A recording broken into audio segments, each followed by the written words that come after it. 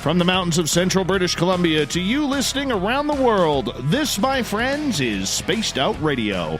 I am your host, Dave Scott, sitting in the captain's chair of SOR headquarters. We welcome you to tonight's show on our terrestrial affiliates across North America and digitally on TalkStream Live and Revolution Radio. If you want to take a listen to our archives, they are free for you at youtube.com/Spaced Out Radio. Just do me the favor, hit that subscribe button. Our website is spacedoutradio.com, where we have a plethora of features for you, including rocking out to Bumblefoot, reading up on Captain Shirk's SOR, Newswire, and much more. Follow us on Twitter at Spaced Out Radio for the show, at my personal handle at Dave Scott SOR. Tonight's show is brought to you by Chive Charities. Help make the world 10% happier by visiting Chive Charities today. You can find them on our website.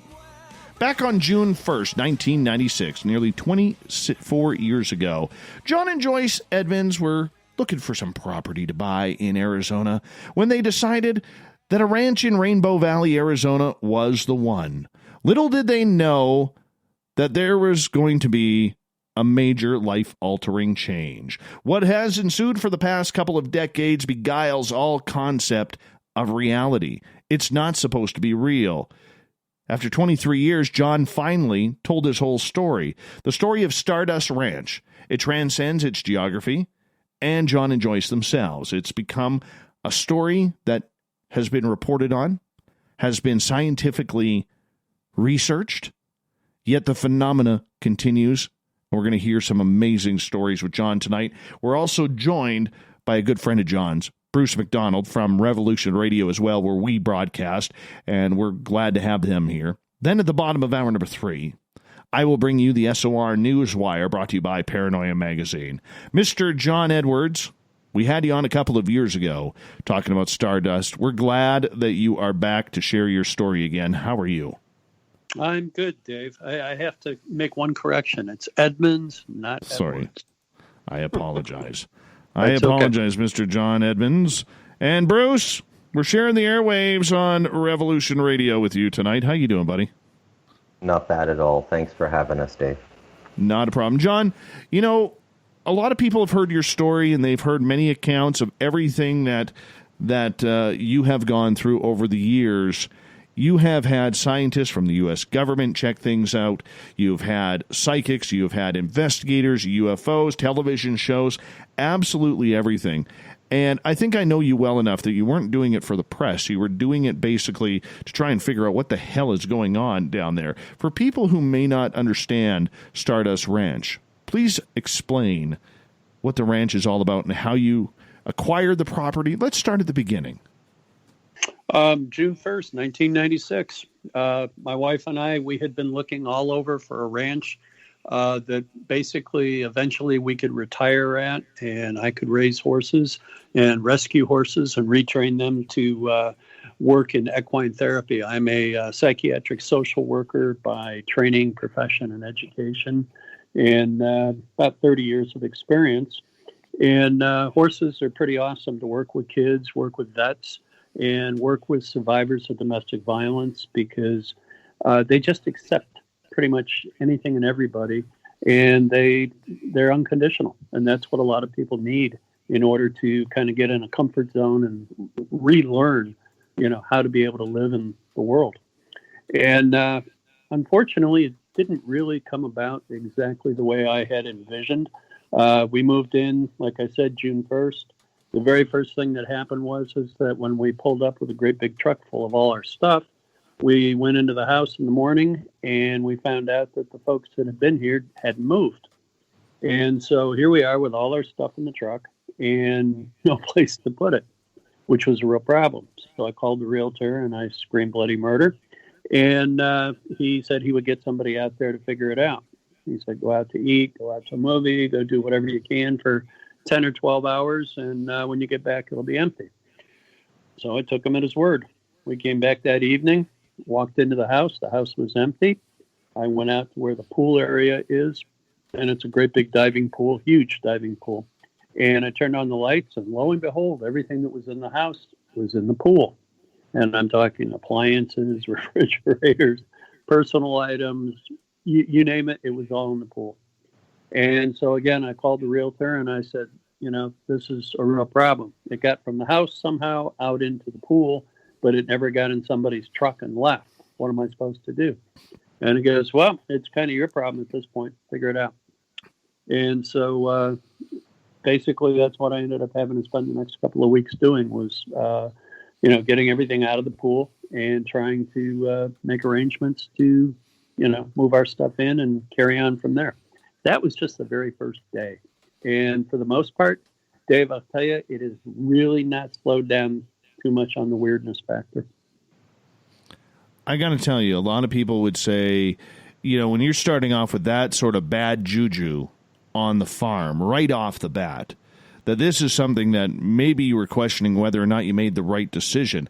I mean, when you move into a brand new house, and I've done it, you've done it, many others have done it out there, I mean, you just want to get in there, get your stuff organized as best as you can in that first night, and then just fall into your bed and fall asleep. You had complete work that you had to do. I mean, that's just not right nor normal. No, it really wasn't. And, unfortunately, I was having to do pretty much everything myself. I didn't have any help. My wife was working at the FBI at the time. And so she was, every day was, a 40-mile drive into town to, work at a very stressful job. She was working in the organized crime division. And, it was one of those deals. She'd come home at night and she'd be exhausted. And all she'd want to do is, have a little dinner, have a drink or something and go to bed. And, it wasn't going to happen. It was just, starting from ground zero, this place was absolutely strange from day one. And like I said, it's just kind of kept up like that. Let's introduce Bruce here again, because Bruce, you're a good friend of John's here. And how did you two meet, and what makes you believe in John's story?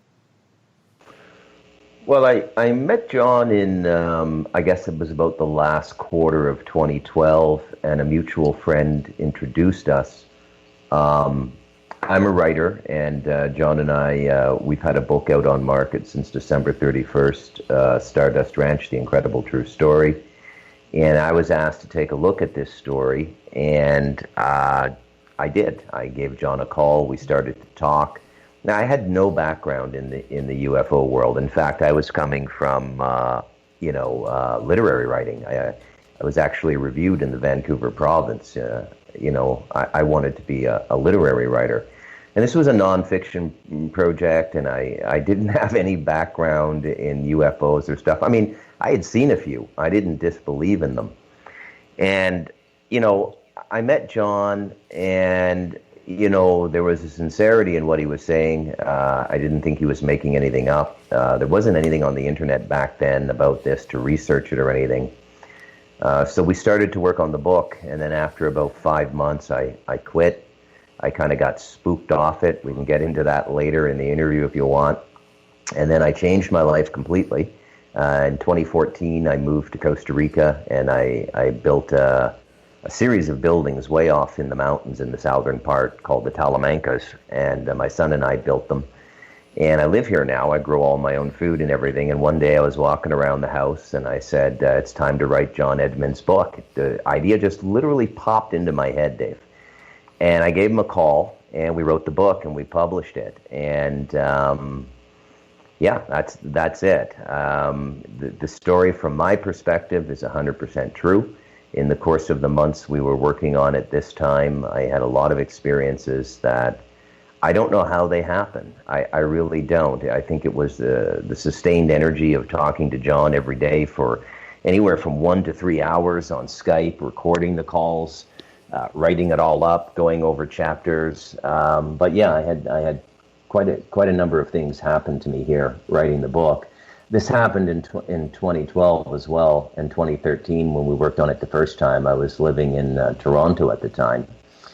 And the first thing you notice is your electronics. Everything goes haywire when you're trying to talk to John, usually. Now, it'll probably go crystal clear the whole night tonight for the interview, just to make me look like an idiot. But I assure you, I'm a technical writer by trade. The bulk of my money comes from technical writing, so I'm very technical savvy. I have about 9 computers up here, and this is just non-natural interference. So we wrote the book, and we've been just sort of going around talking about it and promoting it, and yeah, I'm a voice that is saying that this is 100% real. If anything, the book is understated. We need to do a follow-up and explain more about what's going on there, but it's kind of a primer, and we really wanted to write a book that would invite people into the extraterrestrial world who had no footing in it. Which I think is, John, when I think about it, it's why I was a good choice to write this book, because I'm not neck deep in this stuff. I haven't been listening to Art Bell or any of this stuff for 20 years. I had no background in it, so I had to do all the research, and I had to come up to speed, and it was a fascinating journey. I'll stop there. John Edmonds and Bruce McDonald are here on Spaced Out Radio tonight talking about Stardust Ranch. John, when Bruce approached you about writing a book, was that ever on your mind that was something that you wanted to do? Yeah, it really was, Dave. The living through the actual experience of being here was, it's been so difficult over the years. It's caused me to have a lot of stress, a lot of, I guess, PTSD. I mean, if I had to diagnose myself, I would say that, both myself and my wife, we have really been through the ringer. And when you sit down and you try to write it, and believe me, I did. I sat down and wrote, many, many different versions of the story. It was so painful for me to try to do that because so many bad things have happened that it just kept coming out horrible, and the more I would do it, the more I'd get angry about it. The only way to make this work was to find somebody that could hear what I was saying and not only understand, the words and understand, the big picture, but could put it in perspective and bring it to the point where it would make sense to other people. I just couldn't do it. I mean, if Bruce hadn't come along, this book never would have happened. I just want to pause for a quick second because a couple of minutes ago, bleeding through my microphone, if you heard what sounded like a siren happening, that was a siren, because about 500 yards from my house is the volunteer fire department, and they still use in my community the old air raid horn to call in the firefighters when something happens. And so obviously I absolutely love that horn. But it's always a little bit trippy because when people hear it, they're like, what the heck is that? Are the aliens coming to invade? Is that what's happening? The alien horn went off? No. Just the fire hall. Just the fire hall got called. So if you ever hear that happen, and I always kind of wish them a little bit of Godspeed and that nobody's hurt when they go on out. But, just in case, I just want to clarify that in case anybody was like wondering, what the heck was that noise? Anyways, moving on here. John, when you bought the place in 1996, and obviously the move started off very rocky for you and your beautiful wife, when did things start getting weird? What was your first incident that you could recall? Well, the very first incident, a day or so after we moved in and I was busy putting things away, a man just appeared at what became our front gates. He just kind of walked up the front driveway, and he was carrying a machete, and he had a piece of leather around the handle on the machete, and he was just kind of swinging it in front of him. And he was just kind of a grizzled old guy, kind of looked, like somebody who might have been like a Vietnam vet that really was having a hard time reintegrating back into society. And he was talking to himself. He just pretty weird looking guy. At any rate, that was the first person I met here in Rainbow Valley. And so, I knew I had to go out there and greet him and see what was up. And I had recently purchased a 357 Magnum because when you live in the middle of about 600,000 acres of absolutely nothing, it's a real good idea to be armed. And so I took the gun, put it down the back of my pants, and walked out there and tried to find out what was going on. And I asked him who he was, and he told me that he lived here on the property, which was not an answer I expected to hear. And, so I asked him, I said, well, where do you live? And he said, well, you see that building in the back there? And he pointed to what was to become my tack room for my horses. And I said, yeah, I see that building back there. And he said, well, that's where I stay. And I said, well, what's your job here on the ranch? And he goes, well, I kill the monsters. And I asked him, I said, what monsters? And he goes, oh, you'll find out. There's lots of monsters around here. There's lots of bad stuff around here. Well, about that time, I made up my mind that this was not somebody I wanted to share the property with. And I told him, I said, well, thank you for your service. I appreciate that. Do you have some other place that you could possibly go to live? And he said, well, I'll grab my stuff and leave. But you'll be really sorry. And I thought to myself, well, you know what? I've dealt with a lot of mental patients. I don't think I'll be sorry not to have to live with one. And so I encouraged him to go grab his stuff and wrap it up and go away. And that's exactly what he did. And as he walked down the path and disappeared, he looked back at me and he says, you're going to be really, really sorry. And that was it. He was gone. And I thought to myself, well, only been here a couple of days and things are already getting strange, And I kept saying to myself, but you know what? You live in the middle of nowhere. It's expected that you're going to have a few weird things happen, And I was kind of like in my head, I was already talking to myself saying, John, you might have really big time stepped in it here, but you're going to have to find a way to get out of this. And, just keep your head and don't allow your feelings to get involved. And, just take it as it is, one step at a time, and you'll be okay. Did you ever think after things started happening that where could you find this this property bodyguard from killing all the monsters and weird things? Honestly, a lot of people have asked me that, and quite frankly, he was so spooky looking to me that even if he was like the most primo monster killer of all time, I don't think I'd feel comfortable having him on the property. And he's never been back? Never seen him. Was he real? Yeah. I mean, I guess I would never even, until this moment, Dave, I've never even considered that question. But, it's probably a fair question to ask. Yeah, he seemed real as much as anything around here. I mean, he looked 3D. I don't know what else to say. We've got about 5.5 minutes before we got to go to break at the bottom of the hour. John Edmonds and Bruce McDonald are our guests tonight on Spaced Out Radio. Bruce, I got to ask you, as you were the one who approached John about writing the book about Stardust, why do you believe this story? Well, I didn't so much approach John. A mutual friend that I'd known for a number of years, he called me. He knew me to be a writer, and he was very instrumental about a decade or 12 years ago about a decade ago in trying to get John's story out there. And I mean, John has, for the most part, been reluctant to get this information out there and to be the poster boy for this. So, I didn't go looking for this book. A mutual friend introduced us. Now, why did they want a book written? Well, I mean, it was time to start telling people what was going on here. And John wanted to express what was going on at the ranch to the world. And so, that's how it happened. And when I started to hear the stories, that's when I thought, this would be a kind of a cool story to tell. So I think I'm going to do this. I'm going to kick this nonfiction can and see what happens. I'm glad I did. And Dave, I'm glad I should you say did too. something. Yes, John. I never wanted to tell this story at all. I never wanted to be associated with the paranormal or anything to do with any of this stuff. I mean, I had a great career, making good money. My wife was making good money.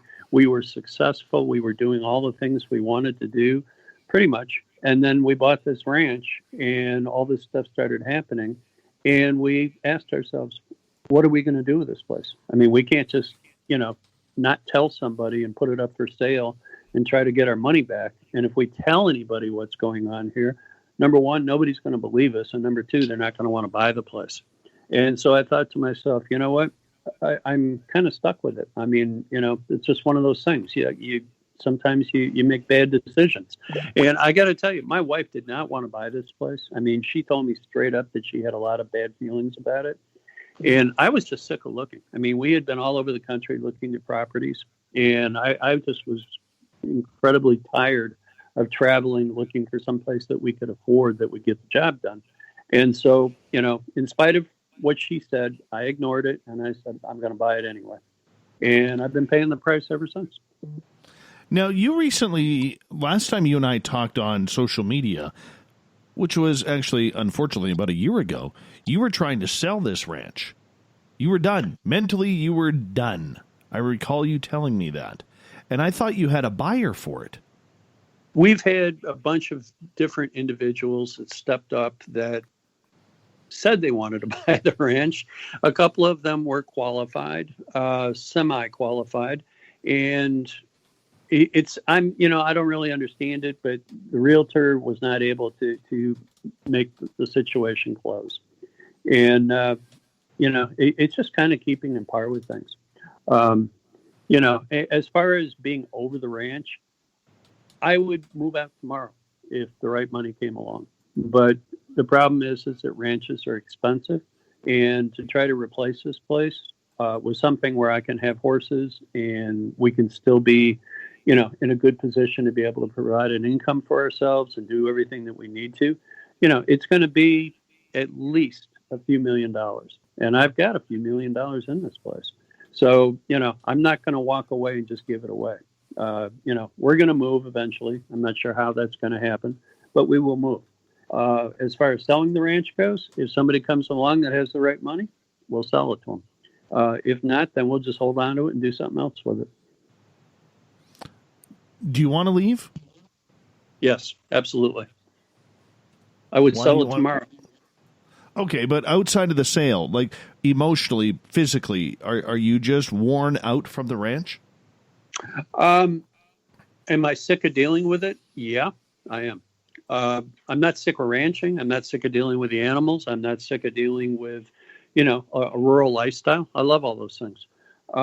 What I'm tired of dealing with is all the paranormal. I'm tired of people treating this place like it's a paranormal training program for people that want to go ahead and investigate. Because, see, the problem is every time people come here to do anything, we end up stuck with the fallout from it.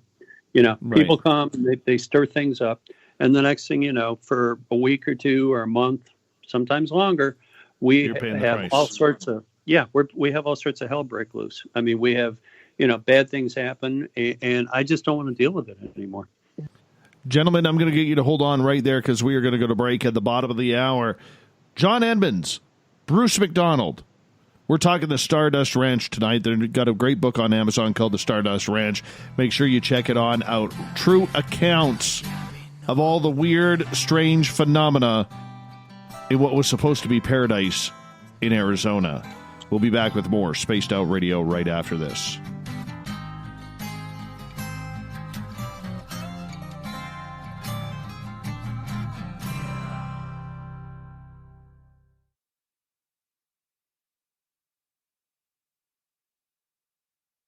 Hey, space travelers, this is John Resig, founder of the Chive and Chive Charities. If you know anything about our website, you know we like to do things a little differently. We're not some faceless organization collecting money for a nebulous cause. Our donor dollars go directly toward life-improving items. Then we give those items directly to an underdog who needs it most. To become a donor with Spaced Out Radio's official charity, Chive Charities, just go to chivecharities.org/donate. From the heartlands of Canada to beards around the world, we know how to take care of you. Fill your follicles with the Mighty Moose Beard Oil. All our oils and balms are handmade and 100% natural ingredients because we care about your beard. And hey, use the promo code SOR2019 and get your Mighty Moose Beard Oil today. You can check us out on our website, mightymoosebeard.com.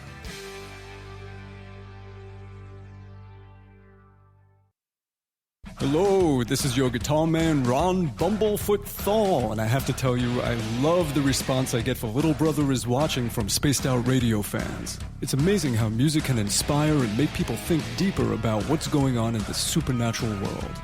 You can head over to my website, bumblefoot.com, to check out my music, my guitar workshops, my touring, even check out some of the hot sauces that I'm working on. And make sure you keep on listening because with Spaced Out Radio, you know Little Brother is watching. adding to the entertainment online for Spaced Out Radio. I'm Amber Beckrud, and I want to invite you to subscribe to our YouTube channel and check out Cryptid Tales, where I will take you on a journey into some of the strangest legends and lore from around the world, relaying the stories to you of the strange creatures and experiences that people have had throughout time. You can find Cryptid Tales at youtube.com/Spaced Out Radio. And while you're there, don't forget to check out our free archives and leave a comment. See you there. Hey everybody, the SOR Space Travelers is open. For just $5 a month, you can hang out with Dave and our crew privately in our members-only section. With your signing, you'll receive newsletters on what's going on with Spaced Out Radio. You'll have direct contact with the host during the show in our chat, live streaming videos, and a great forum for your posts and more. Become a space traveler now at spacedoutradio.com.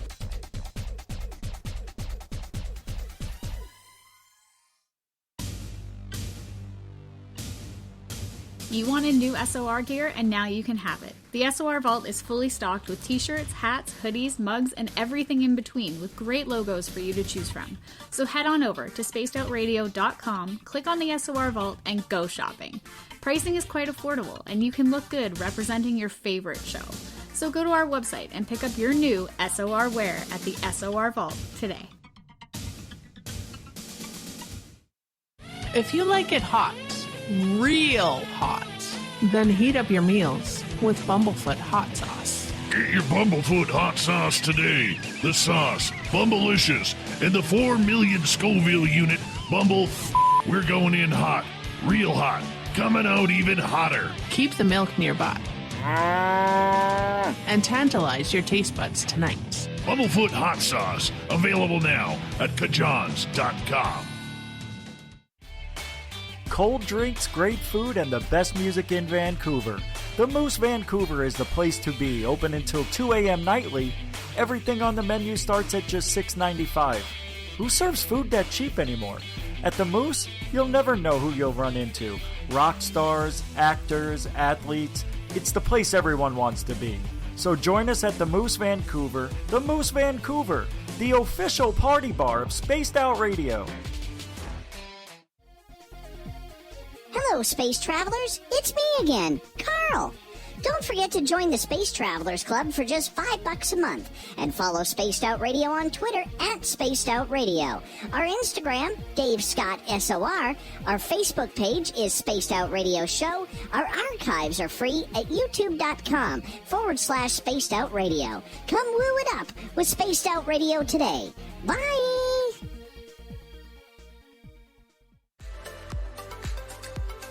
Are you looking for great advertising value for your company? Look no further than Spaced Out Radio.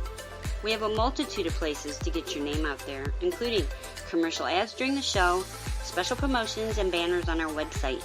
Our audience is proven to support the companies that support our show. We can make your budget work for you.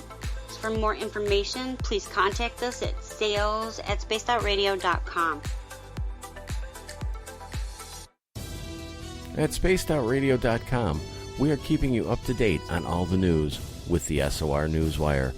Captain Shirk leads the team that is bringing you the news of the day and exclusive stories on everything paranormal and supernatural.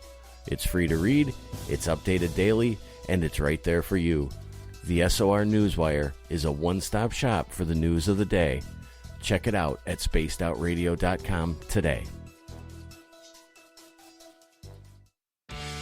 Need that weekend's supernatural fix? Look no further than Spaced Out Saturday right here at spacedoutradio.com. I'm Stacey Edwards. And I'm John Edwards. Each Saturday night, Stacey and I are going to bring you the best in paranormal, cryptids, UFOs, you name it, and we're going there. It's all about the experience and to share the knowledge with all of you. So tune us in every Saturday night on Spaced Out Saturdays, starting at 9:06 p.m. Pacific, 12:06 a.m. Eastern, only at spacedoutradio.com.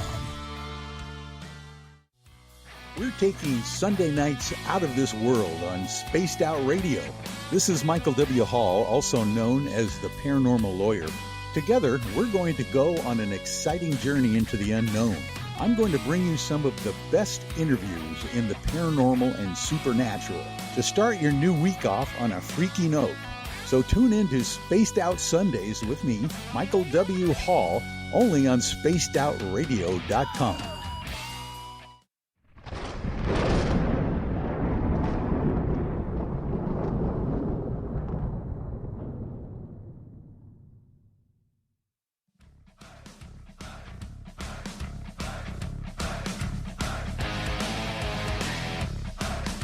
Second half hour of Spaced Out Radio is underway tonight. I am your host, Dave Scott, sitting in the captain's chair of SOR headquarters. Thank you so much for joining us.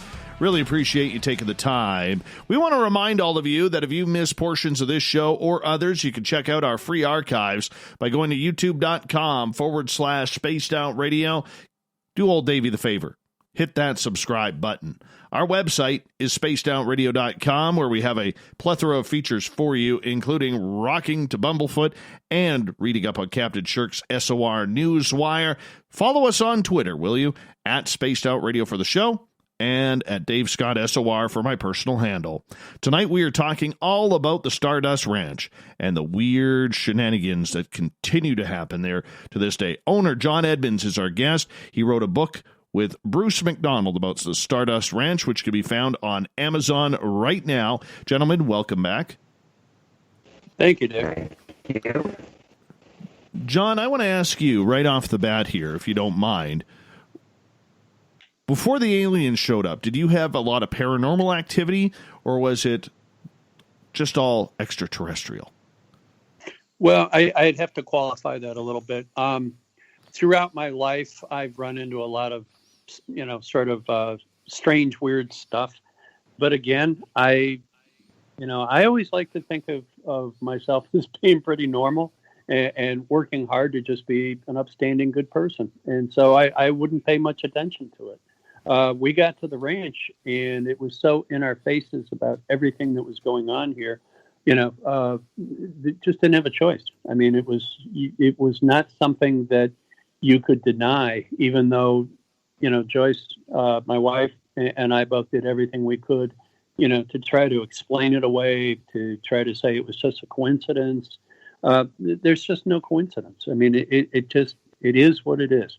And, so yeah, it's just like I said, we've had one thing after another happen here. We saw started seeing a lot of craft in the air, a lot of UFOs, a lot of orbs, things that couldn't be explained. And I mean, I don't mean just like a little bit here and there. I'm talking like you go out about 9 o'clock at night to do something out on the property, like water horses or, whatever, some kind of chore. Here in Arizona, we do a lot of work at night because in the summertime, it's so hot. I mean, it's not unusual here on the ranch, 118, 120 degrees. So, at night it gets down to just about 100, 105. That's the time we do a lot of work, that and early in the morning. And my God. I'm in shorts at 50 degrees, man. Yeah, well, it gets really, really hot here. I mean, I've seen it as high as about 126, 127. Yeah, that's warm. That is warm. Had you seen UFOs or had any type of extraterrestrial phenomena previous to moving to the ranch? I'd seen UFOs. I grew up in Evanston, Illinois, Chicago suburbs, and I also lived in Rogers, Arkansas for quite a bit. And over the years, we saw things. But again, it wasn't like the kind of thing where you just sit there and say, oh, my God, that's a UFO. You would just say, wow, that's cool, and just kind of go about your business. Around Lake Michigan in the mid-'70s, there was a lot of UFO activity. We used to see a lot of stuff come in. I was in high school, and we'd sit out on what we called the big rocks next to Lake Michigan and play guitar and just hang out and have fun. And, we'd see stuff. Interesting. So when you moved to the ranch, how long was it before you started seeing UFOs in the night sky? Not even a week. I mean, it's just the orbs, these great big orange orbs started showing up in threes. And they would be absolutely, I mean, you could put a ruler between the three different orbs. They were so perfectly straight aligned in the sky, and they were bright orange, and it looked like they almost looked like a cigarette, the end of a cigarette glowing in the night sky. And yet at the same time, you could see something inside of it, and it would move around. We started seeing a lot of those, and we still see those from time to time. And I actually had video recorded those and had them analyzed, and it actually came back spectroscopically and temperature-wise to perfectly match the Phoenix lights that happened March 13th, 1997. So, I mean, this is nothing new. This has been going on for a long, long time. One of the interesting things that also came out during one of the TV shows that was here, they managed to find somebody that lived on this ranch all the way back when it was first built. And they were having the same kind of experiences that we were having, but I guess they had more sense. They just got up and said, that's it, we're done. And they moved. Before I bring Bruce back in, I want to ask you, is this happening just at your ranch on your property, or is this happening to your neighbors as well? It's happening all over Rainbow Valley. I've even pretty much stopped going ahead and putting up very much stuff on YouTube or on Facebook. I'm actually kind of enjoying watching people that are just coming out for the first time, and they're seeing literally portals open and ships go in and out, and they're recording it. I mean, you can go to my Facebook page and there's video there that people are putting up. And so, more and more people are starting to see the things that we've seen for years. And I guess, the equipment's better today and they're more technically savvy than I am. And so, they're getting some real good footage of some of this stuff and they're putting it up. All right.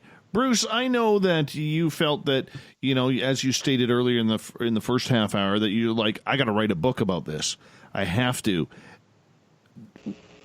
But when you go into situations like that, there's always some skeptical thought. Was it going through your mind that how real is this place?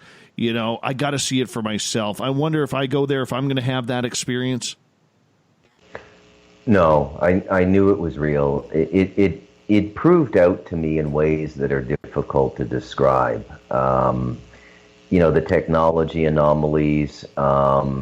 The moment both times when I started working on this book, and for me, when I work on a book, it's pretty much all I do. I mean, my days can go 14, 16 hours. I mean, I'll take breaks and leave the keyboard and watch 20 minutes of television or something, but it's all I do. And you sort of create this gestalt in your consciousness.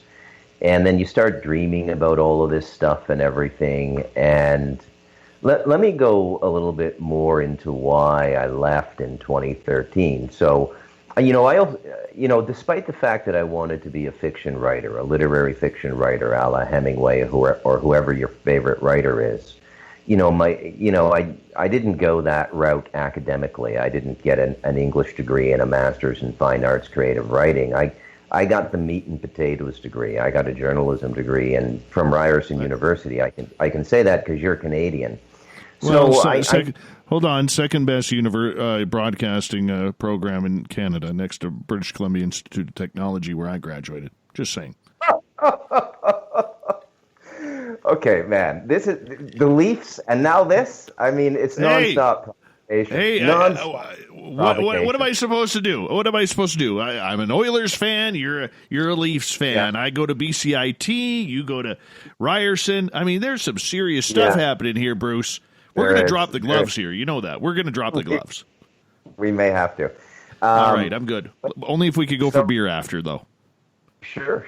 So okay, the basic fundamentals of researching a story and getting second sources on things I'm well familiar with. So I did all that. Now, one of the things that was going on in 2013. John, why don't you tell the Dr. Levengood story, and right up to its conclusion, and maybe that'll help listeners maybe think I'm not such a wimp for leaving the book the first time. Sure, no problem. A little bit of background. We had been having various different encounters with the gray ETs. There were always firefights. We were not trying to engage them from the get-go. I mean, they just showed up and started causing problems almost immediately. And eventually it got to the point where every attempt that I made, every attempt that Joyce made to try to say, look, we're not interested in violence. We would like to understand what this phenomenon is about. We'd like to communicate with you. We would try to do anything possible to, short of leaving the ranch, to go ahead and get along with you guys. I mean, we didn't care that they were here. We just didn't want them hurting our animals or hurting us. And unfortunately, that was never a possibility because they were intent on running us off. And that just wasn't going to happen. And so eventually it got to the point where I had a confrontation on our great big 800 square foot sun porch, and I killed one of the grays with a samurai sword. And when I killed it, I ended up severing the head. And it's a situation where if you sever the head, it breaks the antenna. At least that's what I call it. And the body remains. If you don't sever the head, then they just disappear. It takes them a second and a half, and it's like they were never there. So in this point, I actually killed one. The body remained. And now I'm sitting there saying to myself, great, now what the hell do I do with a dead alien? And I'm saying, I mean, it's not the common thing, it's not like you throw it in a Ziploc bag or something and take it out and put it in the trash. So I started calling around, talking to people that I had met over the last couple of years. And they eventually turned me on to this Dr. Levengood in Grass Lakes, Michigan, who dealt specifically with cattle mutilations, and he seemed to be like the kind of guy to go to talk to. And so I called him up and I said, look, I've got this dead alien and I don't know what to do with it. Well, he was very excited. He thought, wow, this is a big break, the proof he always wanted. And so he instructed me on how to go ahead and prepare it so that it could be shipped to him at his laboratory so that he could go ahead and run all the necessary lab experiments and go on and do whatever was necessary to make sure that this was going to have legitimate proof in every which way that was necessary in order to bring it out to the world. And that was the plan. We were going to go ahead and make a total disclosure that indeed there is alien life here on Earth and that it was at our ranch. Well, it didn't quite work out that way because even though he received the body in the specifics that he wanted it in and it was FedEx to him, he turned around later on and he was killed. Or as they say, he just died in his lab for no good reason. And a couple of days later, his wife died. And at that point, all the evidence was removed and we've never seen hide nor hair of any of it since. I think that's what Bruce is trying to allude to. Yeah. So back then, I don't know, I didn't feel that the time was right for me to write that story. And, the Levengoods, both the husband and wife died, very close together, like I think within a week. And it really didn't seem right. So, I just said, look, I can't finish the book right now. And I just quit. And then we picked up again in 2019 and finally got it finished. It was fairly smooth writing this time, but there's a lot of eyes on this kind of material. Like you can talk about it a certain way, but I don't know what it is with the government, or the governments, but they really keep a pretty tight lid on the whole UFO thing. I mean, they haven't told us anything since Eisenhower allegedly met with several groups of extraterrestrials in the 50s. And so they're very cautious about these sorts of topics. I firmly believe Dr. Levengood and his wife were killed. You can call me paranoid if you want, but that's my take on it. And so there you go. John, I want to ask you, going back to that incident where you took the samurai sword to the little gray being, what led up to that event? How did it happen? Well, Dave, what had happened is that we started just seeing, having sightings of these creatures on the property and other creatures as well. And, my wife was looking at me like, we got to get the heck out of here. We got to move. And I'm like, well, you know what? You got a couple extra $1 million that you don't need. I'm fine with it. We'll take it in the shorts on this place and we'll just go ahead and leave and we'll move. And, that wasn't going to happen. So, we didn't have the cash at that point and we were kind of stuck. And the bottom line is I had to make a choice, and that was, lose my butt financially, give in, give up, and I knew that I would be sitting in a rocking chair someday saying to myself, man, why did I give up? Why did I give in? And I would be angry at my wife. I'd be angry at myself. I'd be angry at everything. I decided I would rather deal with it up front and be the typical guy that I am, which is you get in my face, you mess with me, I will hurt you. And that's exactly what I did. And so I decided there was just absolutely no way I was going to let these little bastards run me off. Leading up to that event, were they pestering you? Were they bugging you? Did they take you or your wife? They showed up in our bedroom. The very first time that we had any kind of an experience, we were in bed. My wife, at that point, had not discovered the miracle of CPAP therapy, and so she snored like a train. And it was very difficult for me to sleep in those days. And I was just laying there trying to sleep, trying to, get to the point where, I could get over it. And it wasn't happening. Next thing I know, something reached over and grabbed my left wrist. And when that happened, I like I said, I'm from Chicago, so I'm always prepared for things when it comes to, any kind of aggression. And so I kept like a little aluminum baseball bat in the bed rail. It's one of these little, 2-footer things that they give away on Bat Day. And I just grabbed that bat and I smacked that alien right over the head as hard as I could. He fell over backwards. I turned on the light and 2 of his buddies were standing there at the end of the bed. And next thing I know, all 3 of them just disappeared. And I turned around and I grabbed Joyce and I shook her in bed, and she came to for a second, and I said, honey, we got aliens. And she just turned around and looked at me and said, you're nuts. Go to sleep. And she went right back to sleep. And that was the end of it. And I woke up the next day, and she woke up the next day, and she said, did you say something about aliens? And I said, yeah. I mean, we got like these little gray ones that are like about 4 feet tall. And they were here last night in bed. I mean, like I smacked one of them. And she goes, oh, dear God, those are the same ones that you've been talking about. And I said, yeah, that's it. She goes, John, we got to get the hell out of here. I mean, this is dangerous.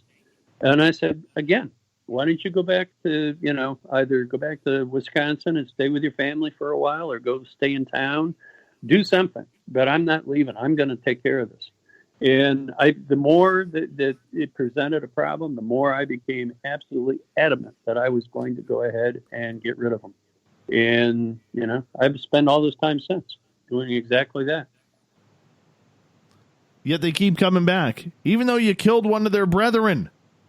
Oh, I didn't just kill one of them. I've killed 19 of them to my count. 19. Yep. 19. Yep.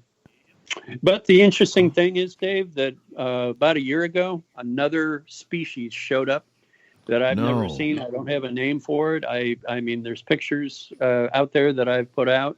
I believe there's even some pictures on the website, and they look like mantis, but they're not the typical color of mantis.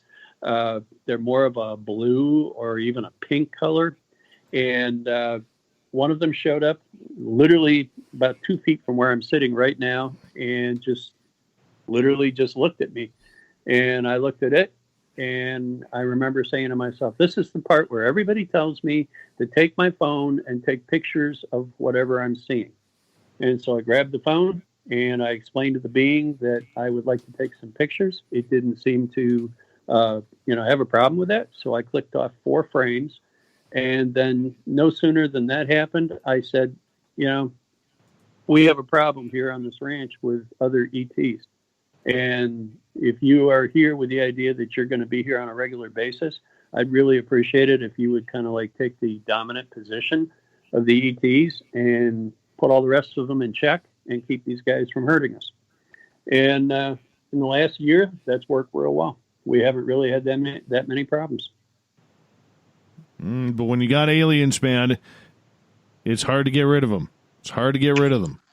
Yeah, it's not like you can call a pest service, I mean, there's nobody in the phone book you know? I mean, I wish there really was like Ghostbusters that you could call, but it doesn't work that way.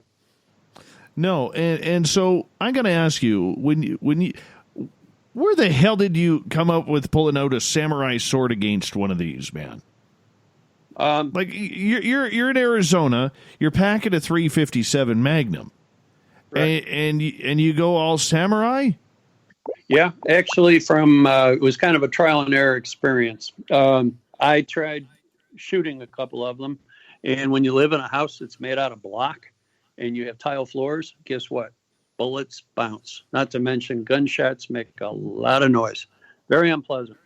And it just happened to be that one day I was driving in Glendale, Arizona, and I was behind a truck, and literally a Christmas tree fell off the truck, and a samurai sword fell out of the back of the truck as it went around a corner too fast. And I tried to catch up with the guy, but I couldn't catch up with him. So I picked up the Christmas tree, and I picked up the samurai sword. I brought it home, and I've had it ever since. The samurai sword, that is. Christmas trees, long gone. So what happened leading up to that? We've got about a minute here. What happened leading up to that incident where all of a sudden you felt like you're going to chop this guy's head off?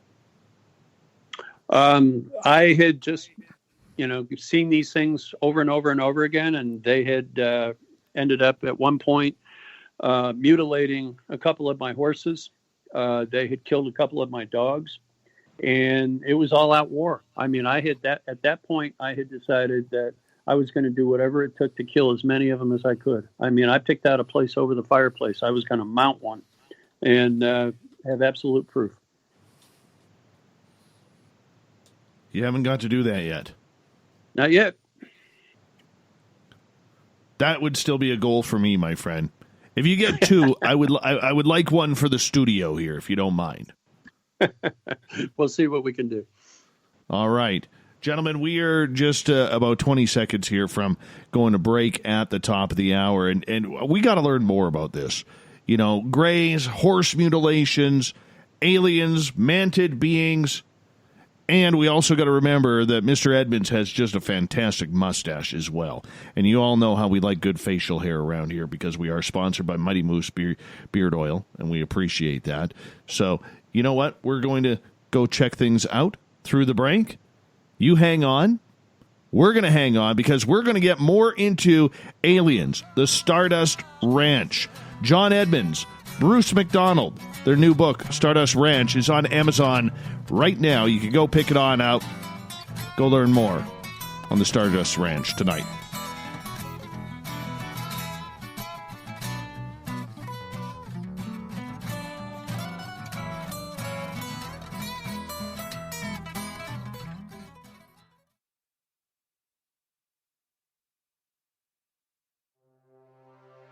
We are scouring the world for the most intriguing stories of your day. Take the time to read up on the SOR Newswire, where our team, led by Captain Shirk, will deliver to you some of the best paranormal and supernatural news, along with some stories that will blow your mind from the weird to the wacky. It's the news outside the news that piques interest, and that's what we're looking to deliver to you. The SOR Newswire, only at spacedoutradio.com. Get your horns up with me on Spaced Out Radio. This is Ron Bumblefoot Thal. Come tune in to SOR where you can hear me rock out with Little Brother is Watching, the official theme song of Spaced Out Radio. And then come on over to bumblefoot.com where you can find out about my tour schedule, my music, and everything else. Bumblefoot.com keeps you up to date on what I'm doing and the best way to stay in touch with my music and music camps. Sign up for my newsletter at bumblefoot.com and remember, Little Brother is Watching. Hey, space travelers, this is John Resig, founder of the Chive and Chive Charities. If you know anything about our website, you know we like to do things a little differently. We're not some faceless organization collecting money for a nebulous cause. Our donor dollars go directly toward life-improving items. Then we give those items directly to an underdog who needs it most. To become a donor with Spaced Out Radio's official charity, Chive Charities, just go to chivecharities.org/donate. I'm feeling a little spicy tonight. What to do? Why not get Bumblefuck? 4 million Scoville units of pure hard rock. Bumblefoot hot sauces come in 3 flavors. The burning Bumble tone it down a bit with Bumblicious and throw the sauce on everything. Spice it up. Bumble me, baby. Bumblefoot hot sauce. Get it today at kajans.com. Hi, this is Amber Beckrud, and I want to invite you to subscribe to our YouTube channel where we store all of the SOR show archives for free. And as an added bonus, every 2 weeks I'm posting brand new content on Cryptid Tales, where I will get into some of the spookier legends and folklore from around the world and tell the stories that go with them. Find us at youtube.com/spacedoutradio and check out Cryptid Tales today. Drop a comment and let me know what you want to hear. See you there. Are you an experiencer of something strange that can't be explained? Do you want help finding out what's going on? I'm Ryan Stacy, head of the Experiencer Support Association, otherwise known as TESSA. We've teamed up with Spaced Out Radio to investigate cases filled out in the SOR Sightlines report. We are independent and there's no cost to what we do. All we need is your experience. Let's find out what's happening together on the SOR Sightlines report.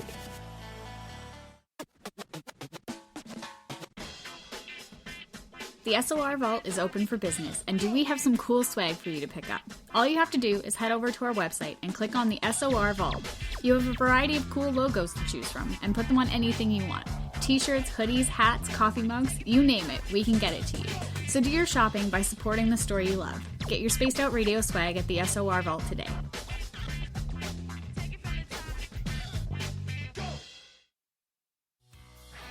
Hi there, this is the paranormal lawyer Michael W. Hall. I'd like to invite you to listen in each Sunday night where we're going to open up your eyes to everything strange and paranormal. I will be hosting some great guests with topics that affect us all, such as UFOs, ghosts, and everything paranormal.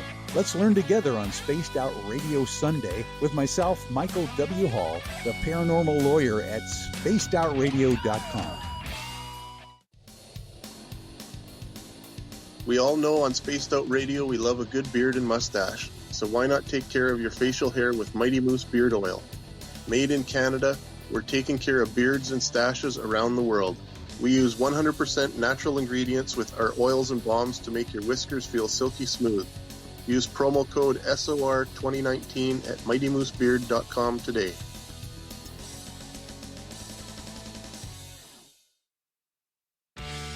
Hey everyone, I'm John Edwards. And I'm Stacey Edwards. Together we're taking over Saturday nights on Spaced Out Radio, where we're going to bring our own experiences of the paranormal and talk to the best people we can find to help bring you answers to your strange tales. We're here to entertain your need for weekend woo! So tune us in at spacedoutradio.com starting at 9:06 Pacific, 12:06 a.m. Eastern, where we can all get a little spooky together. Spaced Out Saturday nights right here at spacedoutradio.com. Are you intrigued by Paranormal Talk Radio? You'll love the new Paranormal Radio app from TalkStream Live. You'll find a great selection of talk shows covering UFOs, ghosts, strange phenomena, and much more. Download the Paranormal Radio app now and start listening to the very best in paranormal talk entertainment, including the network you're listening to right now, the Paranormal Radio app, free in Google Play and the iOS App Store. The party is always on at the Moose Vancouver. The Moose Vancouver is where you want to be when visiting Canada's West Coast. Open until 2 a.m. nightly, the Moose cranks up the rock while serving some of the best rated food in the city. The menu starts at $6.95. Why party anywhere else in Vancouver when the Moose is right there? Get your horns up and rock with the Moose, the official party bar of Spaced Out Radio. Looking for creative ways to get your company out in the public? How about advertising on Spaced Out Radio? Our sales department is waiting to hear from you, and we can work around any budget. From commercial spots to banners to special promotions, there are many opportunities to get your name and product out to our SOR listeners. For a price guide and more information, please contact us at sales@spacedoutradio.com. For the price of 1 cup of coffee a month, you can become an SOR Space Traveler. The Space Travelers Club is a place where you can interact with other listeners, either live during the show or on our great forum. We want your stories, pictures, comments, and ideas. You'll get live video streams, exclusive content, and be a part of our newsletter. Stay in touch with everything SOR. The Space Travelers Club is just $5 a month at spacedoutradio.com.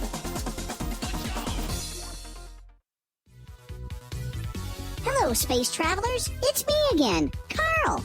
Don't forget to join the Space Travelers Club for just $5 a month. And follow Spaced Out Radio on Twitter at Spaced Out Radio. Our Instagram, Dave Scott SOR. Our Facebook page is Spaced Out Radio Show. Our archives are free at youtube.com/Spaced Out Radio. Come woo it up with Spaced Out Radio today. Bye!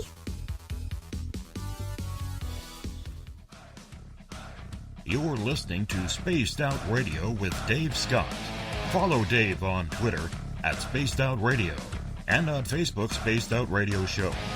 Hour number 2 of Spaced Out Radio is underway tonight. I am your host, Dave Scott, sitting back in the captain's chair of SOR headquarters. Thank you so much for joining us. We want to welcome back everyone listening in on our terrestrial affiliates across North America and on the digital side on TalkStream Live and Revolution Radio. Don't forget, check out our archives for free at youtube.com/Spaced Out Radio. Just do me the favor, hit that subscribe button. We would appreciate that. Follow us on Twitter at Spaced Out Radio and my personal handle at Dave Scott SOR. The Desert Clam has set the password for tonight in the SOR Space Travelers Club. Win Wonton. Wit Wonton is your password. Use it wisely, Space Travelers, as the Clam sets a password each and every night right here on Spaced Out Radio. Our website is spacedoutradio.com, where we have a plethora of features for you, including rocking out to Bumblefoot and doing a little bit of reading on Captain Shirk's SOR Newswire. Tonight, from the Stardust Ranch, we are talking aliens all night long. John Edmonds, owner of the Stardust Ranch, and Bruce McDonald, they've written a book together about the Stardust Ranch, which can be found on Amazon right now, so make sure you add that to your collection. Gentlemen, welcome back. Thank you, Dave. Thanks, Dave. John, your website, I just want to mention it, alienranch.weebly.com, I believe. That's one of them. And we also have another one for our charity. As I alluded to a little bit, we do a lot of animal rescue with horses that are abandoned out in the desert. And that charity would be Hopeful Hooves, HOPEFULHOOVES. And you can go check out the charity anytime. Look up Hopeful Hooves. Make a contribution if you want to feed a wild horse or an abandoned animal. And we greatly appreciate any help you can give us. All right. 19 aliens you have killed. Have they all been by the samurai sword?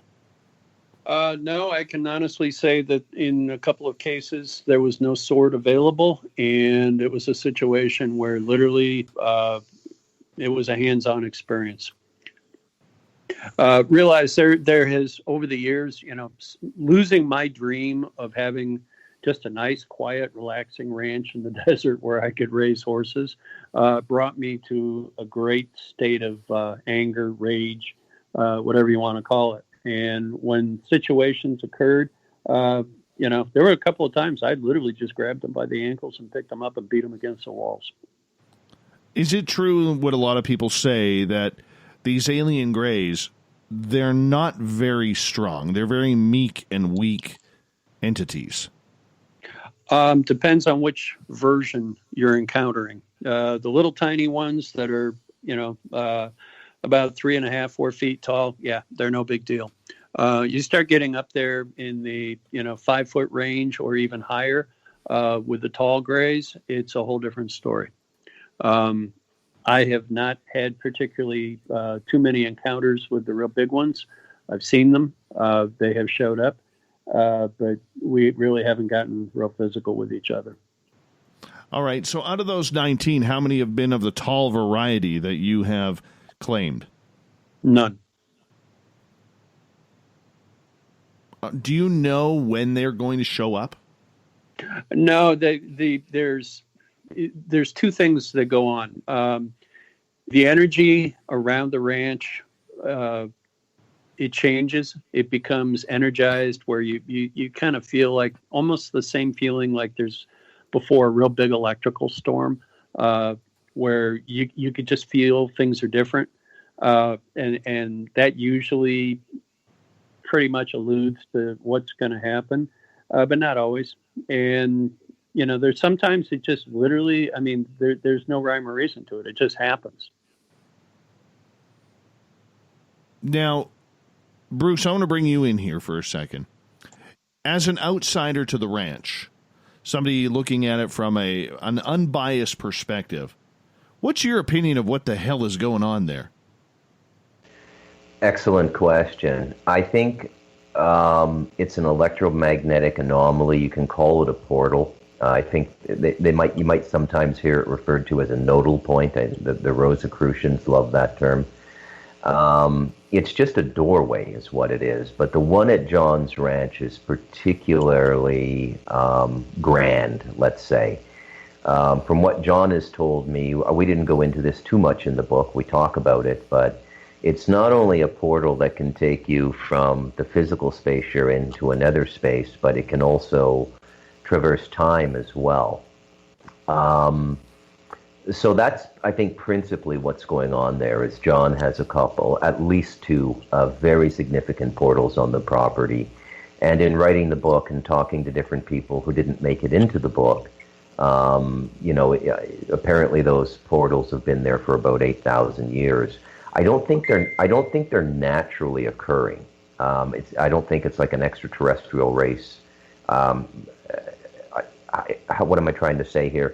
There's some construction involved. I mean, it's like building a house, right? You find your plot of land. I like it up here on the mountain. I'm going to build here. It might be the same thing with portals. I'm just speculating. But they've been there a long time, and there's a lot of traffic there. A lot of stuff comes through. I mean, we haven't even gotten into the really weird stuff. And that's quite a statement given the first hour of your show. I mean, John's had... Roman centurions march through the house. The portal opens, and maybe he could tell that story. I don't know, but I think that when you look at this phenomenon and you look at it both from the perspective of occult research and, let's say, scientific occult research, because that's been a big thing since World War II, that what we're dealing with is a doorway. And this one is a naturally occurring doorway on our planet. It's been there for quite a while. So that's my simple answer to your question. Yeah, and the gray aliens, they just like this place. There's, as you know, this is weird because as scary as these stories might be with the gray aliens and other things that show up, there's the Michelin Man. That's a whole other thing. We'll get into that if you want. But the people who I spoke to who've been to the ranch, who are, let's say, clairvoyant, exceptional people in the spiritual arts, they describe the energy there as very positive, and that in fact is what the Greys are attracted to, is the very, very positive energy. Energy is energy, I think, so there's a lot of energy around these portals. And that's my answer, yeah. That's what I think what's going on. It's basically a portal, and there's stuff going through there all the time. There's a cycle to it as well. Like when you get to know John, it's not 24/7 nonstop. People ask him why hasn't he left in 23 years? Well, it stops and starts. You can have a couple months of complete normalcy at the ranch, and you can forget that this stuff is even going on. Then it comes back for another cycle. I think, John, what is it, something like a 72-day cycle on the portals? Yeah, it's not precise, but again, it's a beautiful area. I mean, if we were on the other side of town, I mean, this property would probably be worth, I don't know, probably close to $10 million. I mean, that's what properties over there cost. We just happen to be on the other side of town where they're not quite that expensive. But the views and, the topography, the natural setting it's absolutely gorgeous. It just happens to be that we've got all this other garbage going on. And it's not just this property. I mean, we've had people that were, government people that were, brought out truckloads of equipment. We've had Robert Bigelow's team brought out truckloads of equipment. They took, a week, 10 days of our time interviewing us, doing video, you name it. They wanted to do everything, including dig up the ranch, which I said no to. I basically told them, you want to dig it up, you're going to buy it. I'm not going to deal with that. And, there's been so much research here. There's so much proof of all the things that are going on. There's no question. This place is just totally funky. John Edmonds and Bruce McDonald talking about the Stardust Ranch tonight on Spaced Out Radio. John, there's a lot of people who are wondering, what's it like to kill an alien? What did it sound like? Did it smell? What was the feeling you were going through? Did you have fear? Do you mind taking us through your own emotions and what went on? Well, I'll tell you this. I've been, for so many years, I was so angry about the whole situation because I didn't want it to be what it was. And, I honestly, I have no fear about anything. I've detached completely from the emotion of the whole thing. I see them, the cats see them, the dogs see them, and, they immediately start chasing after them. And the cats are amazing because the cats can actually catch them. I have seen cats that jumped on the backs of these things and ran across the room with them. We had one cat that disappeared for 5 weeks. It just literally, one of these beings made it disappear. And the next thing I saw this cat, the next time I saw him, was like 5 weeks later, locked in my Chevy Suburban when I went out in the morning to go ahead and feed the horses. And I was amazed that somehow Gumby the cat got into my truck because the truck was locked and the windows were up. So yeah. You say you've killed 19 aliens. What did you do with their bodies? Well, again, in the beginning, things were gone. I went ahead and prepared them the way I was told to prepare them, and sent them off to the lab. Beyond that, I'm not really in a place where I want to say that. Did Robert Bigelow's team take any of those bodies? No, but they did go ahead and, there was, at one point, there were so many fluid samples here from various different firefights that, they took scrapings, they took samples of, various different tissues. Over the years, like I said, we've had, a number of different universities, a number of different agencies. We've had everybody and their brother come out here, from an official capacity and question us, do the lie detectors, do the urine tests, do the blood tests, you name it. We have been subjected to just about everything you could be subjected to find out if we were telling the truth. And we always come out smelling like roses because this is not the kind of thing you would ever want to lie about. Bruce, I want to bring you back in here for a couple of seconds. How many times have you now been to the ranch? Never been. Why not? Well, I don't want to say there's nothing to prove for me there. Do I want to meet aliens? Not really, not these ones anyways,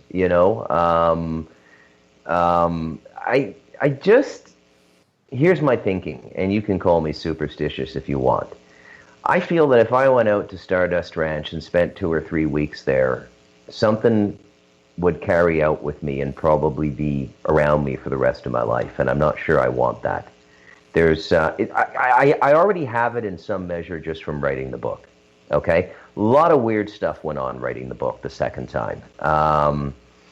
The Greys have an energy, and this okay, so when we talk about extraterrestrials, we get into this in the book toward the end, okay?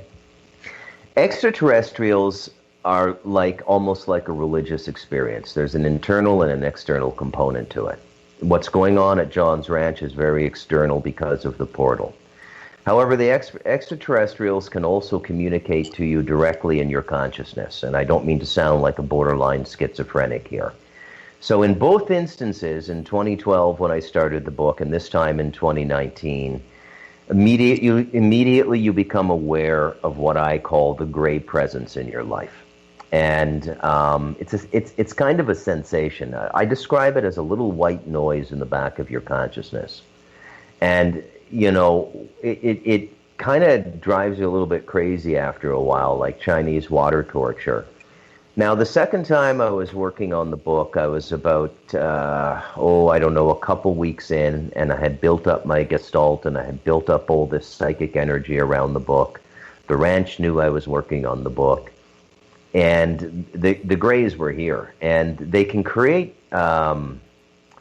moods in you. We talk about this in the book. John had to learn to regulate his moods living on the ranch. What they do is they provoke you. They can't scare you, they'll provoke you. And they'll try to make you angry, get you frustrated, and things like this. And with my Scottish background, it's not too easy to get me angry and frustrated. So this was happening the second time on the book as well. And then something came into the home. I mean, my here in the Talamanca Mountains in Costa Rica, I had this beautiful white light show up in the bedroom on a Saturday morning. It hung at the top of the cathedral ceiling for about 10 minutes. My wife took a picture on her cell phone. A lot of people at Rev Radio have seen it, and it just cleaned the whole place out. So I feel in a lot of ways, other than getting on a plane and actually going to Rainbow Valley, Arizona, I feel like I've been there already. So yeah, that's my answer, and I'm a little bit afraid to go, to be honest with you. I don't know. I'm hypersensitive. I would definitely have all kinds of experiences there. So in other words, you're chicken. Let's just be honest. Yeah. I'm a reasonable man. I don't cross the highway until the light changes. Right? I'm a reasonable man, Dave. All right. So I think you've watched too much Matt Sundin over the years. I'll just say that.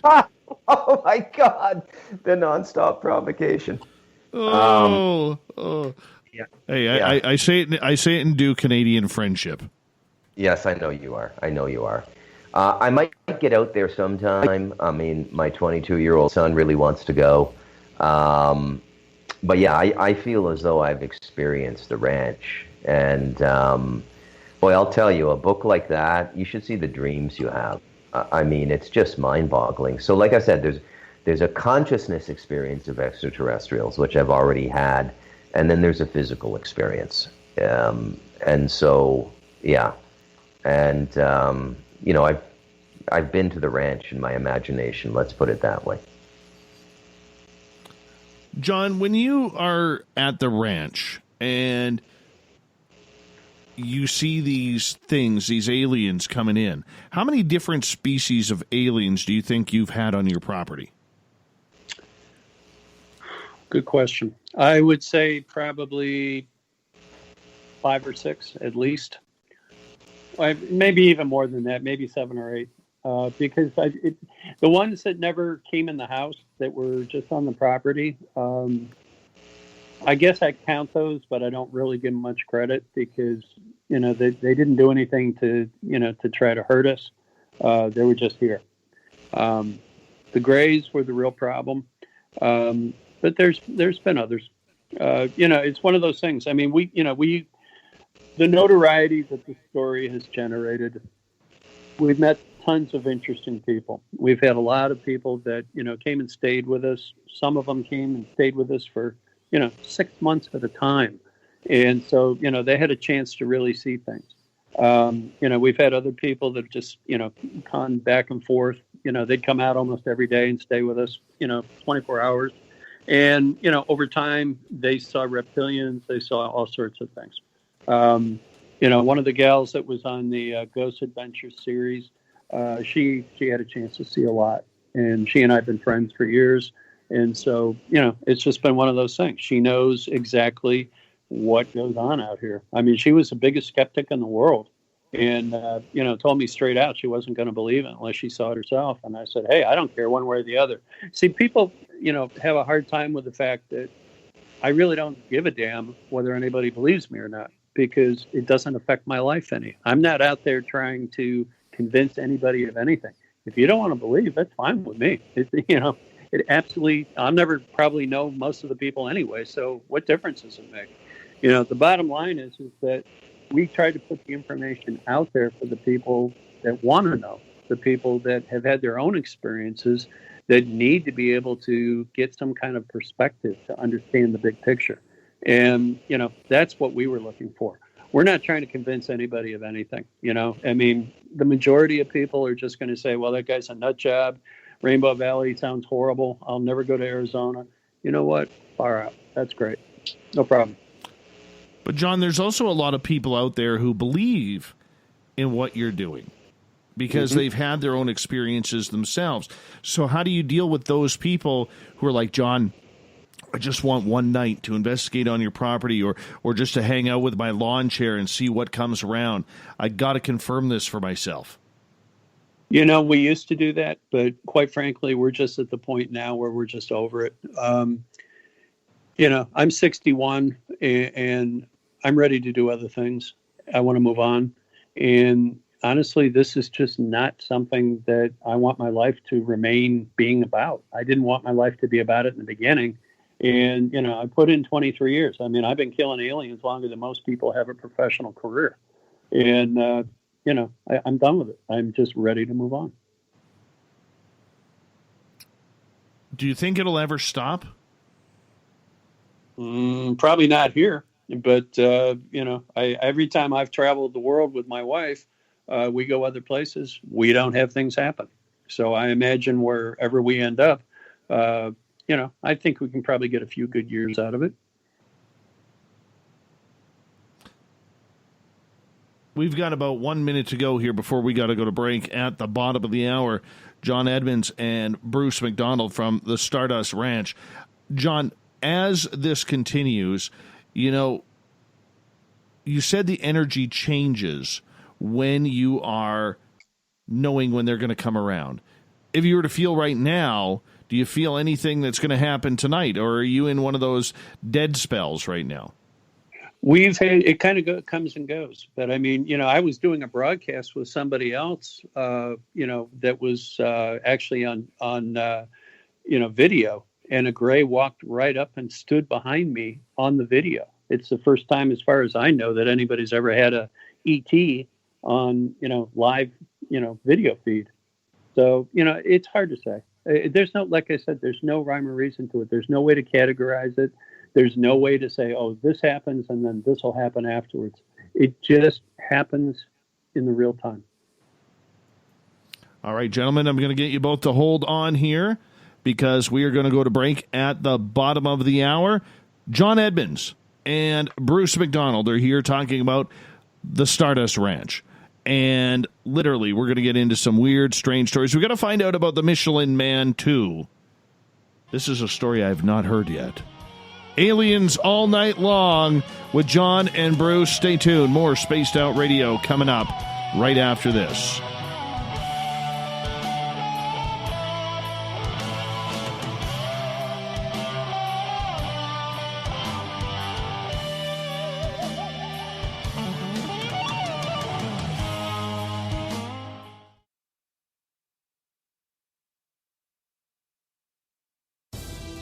At spacedoutradio.com, we are keeping you up to date on all the news with the SOR Newswire.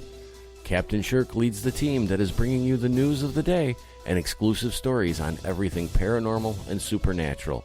It's free to read, it's updated daily, and it's right there for you. The SOR Newswire is a one-stop shop for the news of the day.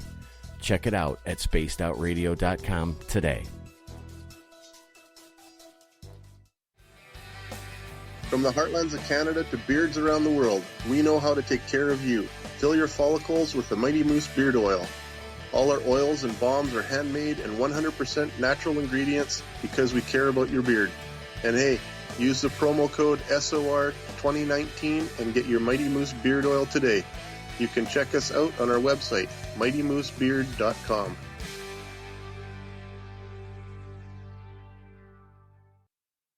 Hello, this is your guitar man, Ron Bumblefoot Thor, and I have to tell you, I love the response I get for Little Brother is Watching from Spaced Out Radio fans. It's amazing how music can inspire and make people think deeper about what's going on in the supernatural world. You can head over to my website, bumblefoot.com, to check out my music, my guitar workshops, my touring, even check out some of the hot sauces that I'm working on. And make sure you keep on listening, because with Spaced Out Radio, you know little brother is watching. Cold drinks, great food, and the best music in Vancouver. The Moose Vancouver is the place to be, open until 2 a.m. nightly. Everything on the menu starts at just $6.95. Who serves food that cheap anymore? At the Moose, you'll never know who you'll run into. Rock stars, actors, athletes. It's the place everyone wants to be. So join us at the Moose Vancouver, the official party bar of Spaced Out Radio. Are you looking for great advertising value for your company? Look no further than Spaced Out Radio. We have a multitude of places to get your name out there, including commercial ads during the show, special promotions, and banners on our website. Our audience is proven to support the companies that support our show. We can make your budget work for you. So for more information, please contact us at sales@spacedoutradio.com. Hey, space travelers, this is John Resig, founder of the Chive and Chive Charities. If you know anything about our website, you know we like to do things a little differently. We're not some faceless organization collecting money for a nebulous cause. Our donor dollars go directly toward life-improving items. Then we give those items directly to an underdog who needs it most.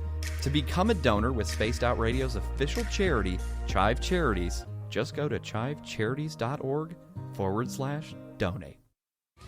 We're adding to the entertainment online for Spaced Out Radio. I'm Amber Beckrud, and I want to invite you to subscribe to our YouTube channel and check out Cryptid Tales, where I will take you on a journey into some of the strangest legends and lore from around the world, relaying the stories to you of the strange creatures and experiences that people have had throughout time. You can find Cryptid Tales at youtube.com/Spaced Out Radio. And while you're there, don't forget to check out our free archives and leave a comment. See you there. If you like it hot, real hot, then heat up your meals with Bumblefoot hot sauce. Get your Bumblefoot hot sauce today. The sauce, Bumblicious, and the 4 million Scoville unit Bumble. We're going in hot, real hot, coming out even hotter. Keep the milk nearby and tantalize your taste buds tonight. Bumblefoot hot sauce, available now at kajans.com. Need that weekend supernatural fix? Look no further than Spaced Out Saturday right here at spacedoutradio.com. I'm Stacey Edwards. And I'm John Edwards. Each Saturday night, Stacey and I are going to bring you the best in paranormal, cryptids, UFOs, you name it, and we're going there. It's all about the experience and to share the knowledge with all of you. So tune us in every Saturday night on Spaced Out Saturdays, starting at 9:06 p.m. Pacific, 12:06 a.m. Eastern, only at spacedoutradio.com.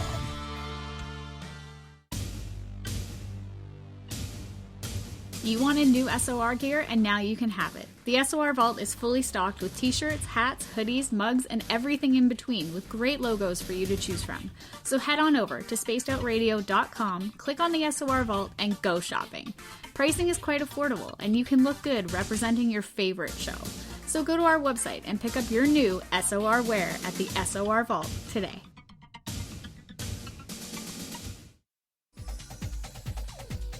Hey everybody, the SOR Space Travelers is open. For just $5 a month, you can hang out with Dave and our crew privately in our members-only section. With your signing, you'll receive newsletters on what's going on with Spaced Out Radio. You'll have direct contact with the host during the show in our chat, live streaming videos, and a great forum for your posts and more.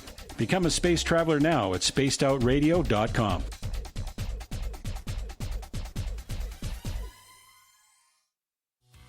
We're taking Sunday nights out of this world on Spaced Out Radio. This is Michael W. Hall, also known as the Paranormal Lawyer. Together, we're going to go on an exciting journey into the unknown. I'm going to bring you some of the best interviews in the paranormal and supernatural to start your new week off on a freaky note. So tune in to Spaced Out Sundays with me, Michael W. Hall, only on spacedoutradio.com. Hello, space travelers. It's me again, Carl. Don't forget to join the Space Travelers Club for just $5 a month and follow Spaced Out Radio on Twitter at Spaced Out Radio. Our Instagram, Dave Scott SOR. Our Facebook page is Spaced Out Radio Show. Our archives are free at youtube.com/Spaced Out Radio. Come woo it up with Spaced Out Radio today. Bye!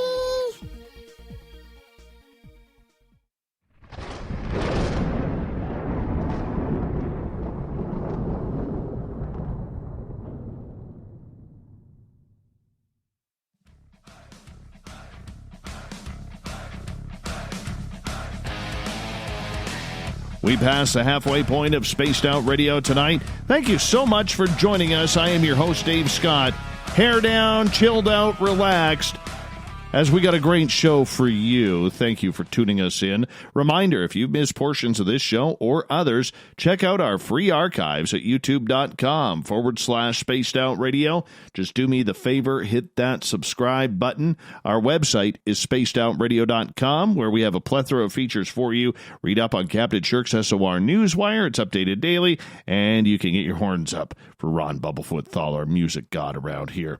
Follow us on Twitter at Spaced Out Radio for the show, and my personal handle at Dave Scott SOR.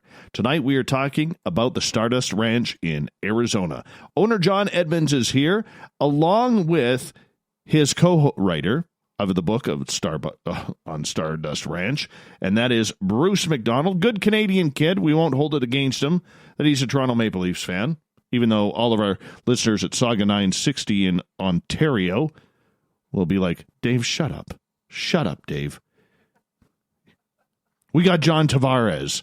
Shut up, Dave. But either way, how you guys doing? Thank you so much for joining us once again. Very well, thanks. What is this story about the Michelin Man? Well, I'll go ahead and let Bruce talk about that one. The Michelin Man is an entity that shows up periodically. It's generally about 11 feet tall. Do you remember the Michelin Man from the TV commercials? It's like that, kind of like these folded layers, kind of like the Marshmallow Man in Ghostbusters, but rather than being white, like the Michelin Man usually is, this is a sort of a gray entity, and when you get a little bit closer to it, the substance of the rings seems to be more made out of a Brillo pad, and it's usually seen lumbering in the distance. And so you know John will go out the back door to do something in the backyard, and it's usually around twilight, if I remember correctly, and you see it off walking. And it's not quite as invasive or as malicious as the Greys, but it's been a constant intermittent presence at the ranch for the entire time that John and Joyce have been there. That's what the Michelin Man is. What do you think his purpose is? If I knew, I would tell you. I mean, so much of this stuff. Here's my take, okay? So everybody in life comes to a cosmology, whether they realize it or not, a basic understanding of life. That's how we read any situation, in a negotiation, buying a used car or anything. One of the things in my cosmology is what I call the law of economy, meaning that everything in our reality is part of an exchange. The trees give us oxygen, we give them CO2. Begging the question, what is the role of this extraterrestrial presence on the planet, which goes a lot further than Stardust Ranch? You know, I mean, these are undoubtedly the same beings or entities that Whitley Strieber encountered. What is their basic goal? How do they fit into that law of economy? What are they doing here? How long have they been here? These are the questions that really keep you up at night, Dave. You know, and what else is out there? You know, as these fourth dimensional experiences bleed through the portal at Stardust Ranch, you know, what else is out there? And, you know, the behavior of the Greys as I wrote the book was one of the things that really, really beguiled me. You know, There have been abductions at Stardust Ranch. We don't get into that too much. It's a very personal topic. We talk about it a little bit in the book, and as a phenomenon. And but what are they doing? What are they looking for? What is the larger agenda and larger plan here?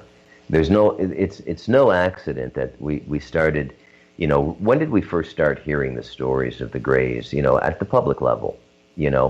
It was, the X-Files, it was Whitley Strieber and things like this. Why then?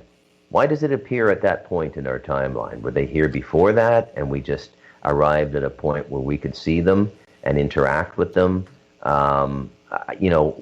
Where do they come from? And what are they doing? And is there open negotiation between them and our formal government? There's another interesting question. And in large measure, the abductions in the United States have stopped. And now the big abduction spot in the world is down where I live in Central and South America. That's where all the gray abductions are happening now. So this is a big topic down in Latin America now. So, you can drive yourself crazy asking these questions. You really can, because you're trying to meld two worlds. My law of economy applies to what I know about the natural world. I know why it rains. I know why things grow. I live in a rainforest. I live in probably the most biodiverse 1,000 square kilometers on the entire planet. It's a UNESCO heritage site, United Nations Environmental, Scientific, Cultural Organization, because of the biodiversity, the Talamanca Mountains. But everything that I look at going on around me has a purpose. The insects have a purpose, the snakes have a purpose, the jaguars have a purpose, the wild pigs have a purpose. It all fits into this one big ecosystem, this economy, eco being from the Latin oeco, which means household. But you bring the ETs in and you go, well, how does this fit into the entire cosmology here? What's happening, And I have more questions finishing Stardust Ranch than I had beginning it. Very cool. Very cool. John, I got some questions for you guys. And Joey in our Space Travelers Club at our website is asking, do you have any security camera footage of the happenings on the ranch? We have tried to provide that. We seem to do better with people using handheld devices, video cameras, still cameras, things like that. We have tried putting up systems. The problem is that the electromagnetic interference here is pretty severe. We've had people that couldn't fly drones on the property because they wanted to get video footage, and the drones couldn't even take off. We have so much electromagnetic interference here, it's not even funny. We go through car batteries for vehicles here. Every vehicle goes through between 2 and 3 car batteries a year. They're just drained. And, I take them back to the store. I always get the extended warranties on them, and they're like, oh, you got another one, huh?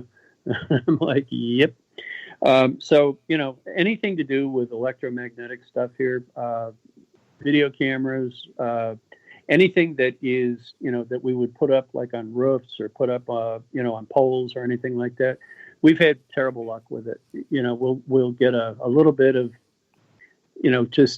we'll get images, but they're so bad that it just almost looks fake. And so, I just said the heck with it. I'm not even going to waste my time with it. What we need is somebody that, has the deep pockets, kind of like what they're doing at Skinwalker right now with a TV show. That guy's got millions of dollars. He can build state-of-the-art stuff. That's the kind of thing we need. Anything short of that, you're probably not going to get a whole lot here. People that come out, see things, they get involved, they get pictures.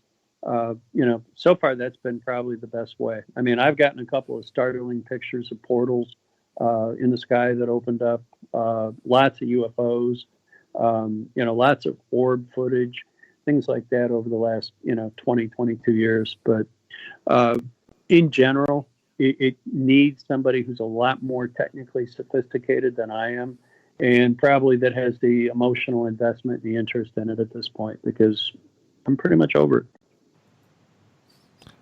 Question coming from Moonstone here for you, John. Why do you kill the aliens?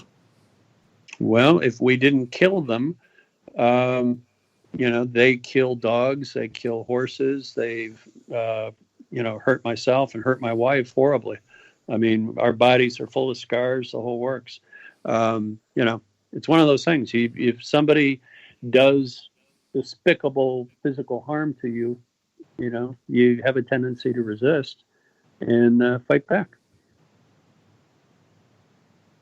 Cable guy Matt is asking if you've had Bigfoot activity on the ranch as well.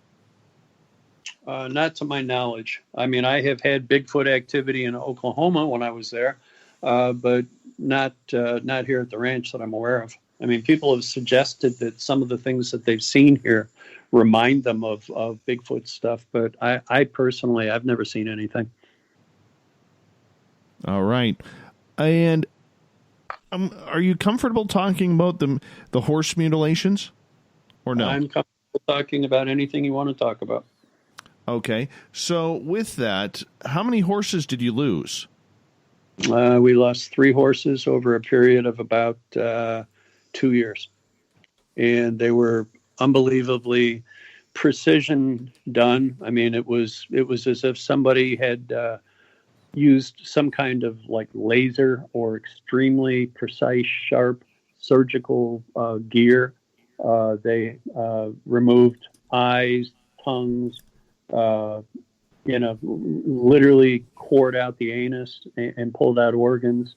It was gruesome, absolutely gruesome. Absolutely broke my heart. And the horses did fight hard. They bent bars on horse panels, that were, heavy duty horse panels. They struggled. They went through it. It was a horrible, horrible thing. We reported it to the authorities, the livestock board, the sheriff's deputies. I mean, they did all the reports. They took it very seriously. And the interesting thing was they reported that there was a history of it out here, not just at this ranch, but at other ranches back in the day that had horses. So this was nothing real new to them. If I may. That has to be. Yeah, please, Bruce, come on in. Yeah, to whomever asked the kumbaya, why do you kill the Greys question, because they deserve to die. They're despicable entities, whatever they are. What they do to human beings is despicable. They don't belong here. They're not part of our organic matrix. They're invasive, violent themselves.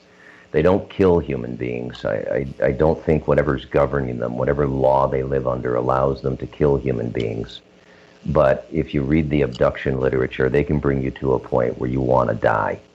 And it's a war, and that's why you kill them. And I'm not even sure they're souled beings, in the spiritual sense. I believe animals have souls, but I'm not sure that these are souled beings. So the idea of the poor Greys, just get it out of your head. That kind of sympathy might draw them to you. You just got no love for them. I mean, they aren't that. No. What are they wearing? Are they wearing Habs jerseys or something? Oh my God! Another hockey provocation. No, they're completely contemptible entities. They're here as a parasitic force, right? They're here as a parasitic force, and God knows what they're up to. And if I had them on my property and they were harassing me like that, I would find ways to kill them as well. And anybody would who experienced it, or almost go crazy like Whitley Strieber. You got aliens, man. You got aliens. I'm telling you, they're not that bad. They're not that bad. I've got aliens. Joe in my chat room's got aliens. He just doesn't admit it. But anyways, by the way, we do have You Got Aliens t-shirts at the SOR Vault on our website. If you want to check it on out. Anyways, moving on here, and John, getting back to the question about the horses that were mutilated, Corrence is asking, do the horses who survived show now a fear of living on the ranch? Do they try to leave? No. The horses, we we have taken in horses now for, 20 years. And the horses that were from the period of time when the mutilations occurred, I think we only have 1 or 2 horses left from that period. And the rest of them are all younger. And, horses are herd animals. And so if the herd is eating well and they're having, a good social interaction with each other, they've got an opportunity to exercise and enjoy life, they're not going to dwell on it. Animals aren't like people. They don't dwell on bad experiences. They live in the moment for the most part. And they'll remember when something happens if they see it again and try to avoid it. But for the most part, they're not sitting around, saying, oh, God, I hope those, bastards don't show up again tonight. All right. Evasius is asking, is it possible some of the aliens are machines, or are they all definite meat and bones type of entities that you've come across? Anything that I have had physical contact with that I have, actually had a fight with, as far as I know, was physical, especially the ones that I killed. They smell like rotten meat. The stuff that comes out of them, the fluid is sort of a reddish, brownish, oily substance. It can be very acidic at times. It's as far as I know, they're alive. When you have had these incidents, have you been conscious, awake, or have they happened while you have been in a dream state? No, I've never had anything like that happen in a dream state. Everything is absolutely physical and absolutely real. So are they just physically appearing, like morphing into your house or onto your property? Well, they don't seem to come through the portal. So however they're getting here, they're literally, we've seen them where they could literally walk right through a solid surface. We had a dog that used to sleep in the bedroom with us on the floor. And whenever she would see one of these things, she would immediately, it was a pit bull, and she would immediately go as hard as she possibly could to try to get it. And it would, one of them literally walk right through a door, and Daisy damn near put a hole in the door with her head trying to get it, to catch it and kill it. So I don't know what to tell you. They, physical matter is something that they seem to be able to get around. There's a gentleman who's a friend of mine named Robert Collins, who has done some very good science work on dealing with how these creatures actually are transdimensional. And, he's done quite a lot of writing about it and speaking about it on various different shows. I would urge you to look up Robert Collins or contact him on Facebook and ask him to explain it to you, because he is literally an expert in physics and he understands the process. Very good man. Okay, we've got about 4.5 minutes here before we got to go to break at the top of the hour. John Edmonds, Bruce McDonald are our guests tonight on Spaced Out Radio. Now, Bruce, right before John answered a couple of questions, you kind of went off a little bit that you don't get along with the Greys. Have you had contact with them that hasn't been very kind at all either? Well, just let's just call it a consciousness association. Let's call it a psychic experiences with them. They don't persist after I'm done working on the book. They stopped when the white light showed up in my house this time working on the book. It didn't stop in 2012, 2013. It's a very... Dave, it's like you have the sense that something's around you all the time, but you can't see it. And I know that sounds crazy, but, I took 2 cracks at this book, once when I quit and once when I finished 7 years later. And in between that, John and I exchanged 2 or 3 emails. He was quite surprised to hear from me in summer of 2019, when out of the blue I said it's time to do this book. I should also add that a couple other writers, at least 2 other writers, tried in the interim to do John's book, and they both quit as well. So writing is, I realize you went through the broadcast portion of the journalism program. I went through the print portion. But writing is, it's some kind of magic in and of itself. And when you're focusing a lot of energy and manifesting it in words on a page, you somehow magnetize these things to you. And so I've felt them. Let's say I know what their vibration feels like. It's very inhuman, the vibration. You know, I've had a number of paranormal experiences in my life. I've been in haunted houses. You know, there's a certain presence that a ghost has, you know, a human being who passed on and is lingering there in that astral buffer. This is different. It's a very, very inhuman presence is how I would describe it, and bothersome. And I should add, there's a lot of energy associated. I mean, Dave, you've been associated around the music business. You know what it's like to walk out onto a stage in front of, like, you know, thousands of people. That energy that builds up in the audience before that show starts, at times, that's how it is here on the ranch. It's that intense. I can understand that feeling. I mean, it's almost like you're preparing for a fight, like you're preparing for a boxing match or something along those lines. I mean, you can feel the energy building up. Why do you think you have had encounters with real negative type entities comparatively to other people, John, who've had what they call positive encounters? I've had positive ones, just not with these beings. The Greys are just, they're parasites.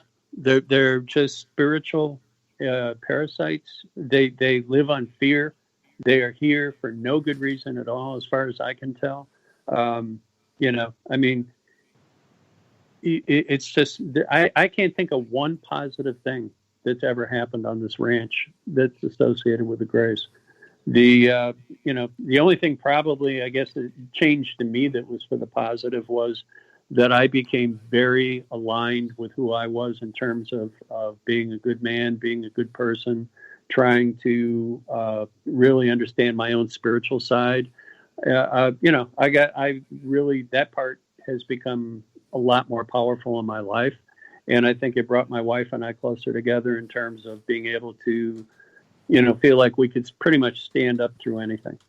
But, you know, the Greys themselves are just filthy, heinous little beings. And like Bruce said, you know, as far as I'm concerned, line them all up and kill them. All right, and on that note, that's a nice, pleasant way to head into break, I can tell you that. Just murder the bastards.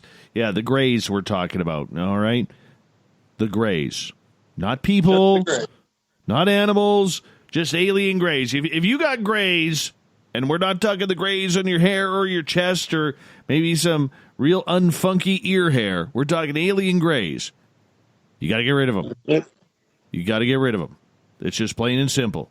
Well, even if you got the ear hair, you want to get rid of that too. But that's for another conversation about Spaced Out Radio Hygiene, which is coming to our YouTube channel very, very soon. More in Hour 3 with John Edmonds. Bruce McDonald, Stardust Ranch continues, and we get to the SOR Newswire and the Thought of the Dave at the back end of the show. We'll be back with more Spaced Out Radio coming up after this.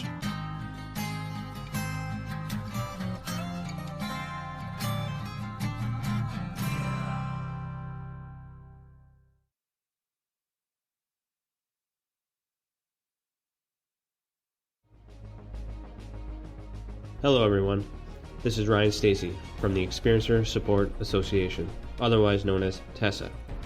We're glad to team up with Spaced Out Radio to help investigate your experiences on the SOR Sightlines Report. Together, we'll investigate the strange sightings and occurrences you've had. We're looking for answers just like you. So fill out a Sightlines Report on the Spaced Out Radio website and let's figure out what's going on together. We're adding to the entertainment online for Spaced Out Radio. I'm Amber Beckrud, and I want to invite you to subscribe to our YouTube channel and check out Cryptid Tales, where I will take you on a journey into some of the strangest legends and lore from around the world, relaying the stories to you of the strange creatures and experiences that people have had throughout time. You can find Cryptid Tales at youtube.com/spacedoutradio. And while you're there, don't forget to check out our free archives and leave a comment. See you there. We are scouring the world for the most intriguing stories of your day. Take the time to read up on the SOR Newswire, where our team, led by Captain Shirk, will deliver to you some of the best paranormal and supernatural news, along with some stories that will blow your mind from the weird to the wacky. It's the news outside the news that piques interest, and that's what we're looking to deliver to you. The SOR Newswire, only at spacedoutradio.com. So, you love talk radio? Then you'll love TalkStreamLive.com. TalkStream Live is always on, 24/7, with the best streaming talk shows. Find your favorite talkers and discover some new ones. It's free, readily available online or on mobile with any smartphone or tablet. Finding your favorite talk shows all in one place has gotten a whole lot easier. Just go to TalkStreamLive.com. Be sure to download the free apps from Google Play or the iTunes App Store. Hey, space travelers, this is John Resig, founder of the Chive and Chive Charities. If you know anything about our website, you know we like to do things a little differently. We're not some faceless organization collecting money for a nebulous cause. Our donor dollars go directly toward life-improving items. Then we give those items directly to an underdog who needs it most. To become a donor with Spaced Out Radio's official charity, Chive Charities, just go to chivecharities.org/donate. Hello, this is your guitar man, Ron Bumblefoot Thal, and I have to tell you, I love the response I get for Little Brother is Watching from Spaced Out Radio fans. It's amazing how music can inspire and make people think deeper about what's going on in the supernatural world. You can head over to my website, bumblefoot.com, to check out my music, my guitar workshops, my touring, even check out some of the hot sauces that I'm working on. And make sure you keep on listening, because with Spaced Out Radio, you know Little Brother is watching. We all know on Spaced Out Radio we love a good beard and mustache, so why not take care of your facial hair with Mighty Moose Beard Oil? Made in Canada, we're taking care of beards and stashes around the world. We use 100% natural ingredients with our oils and balms to make your whiskers feel silky smooth. Use promo code SOR2019 at mightymoosebeard.com today.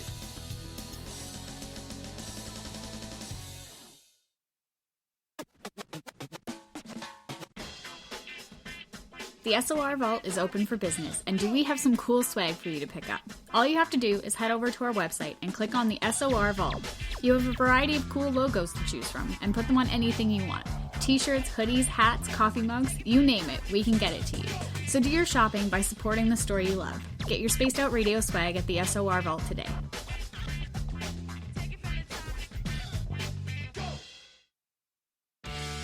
Hey everyone, I'm John Edwards. And I'm Stacey Edwards. Together we're taking over Saturday nights on Spaced Out Radio, where we're going to bring our own experiences of the paranormal and talk to the best people we can find to help bring you answers to your strange tales. We're here to entertain your need for weekend woo! So tune us in at spacedoutradio.com starting at 9:06 Pacific, 12:06 a.m. Eastern, where we can all get a little spooky together. Spaced Out Saturday nights right here at spacedoutradio.com.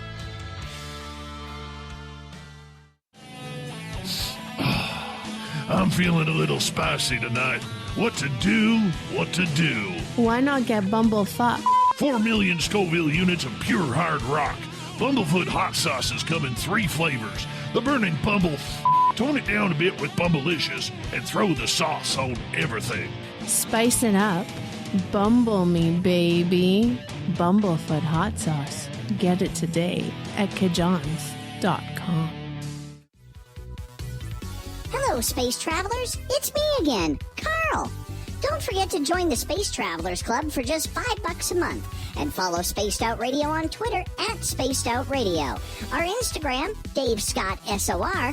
Our Facebook page is Spaced Out Radio Show. Our archives are free at youtube.com/Spaced Out Radio. Come woo it up with Spaced Out Radio today. Bye! Hi there, this is the paranormal lawyer Michael W. Hall. I'd like to invite you to listen in each Sunday night where we're going to open up your eyes to everything strange and paranormal. I will be hosting some great guests with topics that affect us all, such as UFOs, ghosts, and everything paranormal. Let's learn together on Spaced Out Radio Sunday with myself, Michael W. Hall, the paranormal lawyer at spacedoutradio.com. The party is always on at the Moose Vancouver. The Moose Vancouver is where you want to be when visiting Canada's West Coast. Open until 2 a.m. nightly, the Moose cranks up the rock while serving some of the best rated food in the city. The menu starts at $6.95. Why party anywhere else in Vancouver when the Moose is right there? Get your horns up and rock with the Moose, the official party bar of Spaced Out Radio. Looking for creative ways to get your company out in the public? How about advertising on Spaced Out Radio? Our sales department is waiting to hear from you, and we can work around any budget. From commercial spots to banners to special promotions, there are many opportunities to get your name and product out to our SOR listeners. For a price guide and more information, please contact us at sales@spacedoutradio.com. For the price of 1 cup of coffee a month, you can become an SOR Space Traveler. The Space Travelers Club is a place where you can interact with other listeners, either live during the show or on our great forum. We want your stories, pictures, comments, and ideas. You'll get live video streams, exclusive content, and be a part of our newsletter. Stay in touch with everything SOR. The Space Travelers Club is just $5 a month at spacedoutradio.com.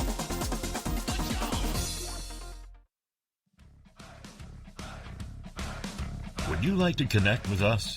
Head to spacedoutradio.com for all your latest show info.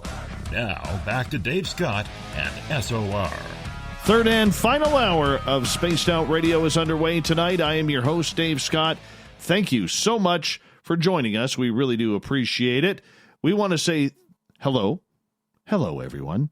Listening in on our terrestrial affiliates across North America and on the digital side on TalkStream Live and Revolution Radio. Remember, you can check out all of our archives for free by going to youtube.com/Spaced Out Radio. Just do me the favor, hit that subscribe button. The Desert Clam has set the password for tonight in the SOR Space Travelers Club. Witwanton. Witwanton is your password.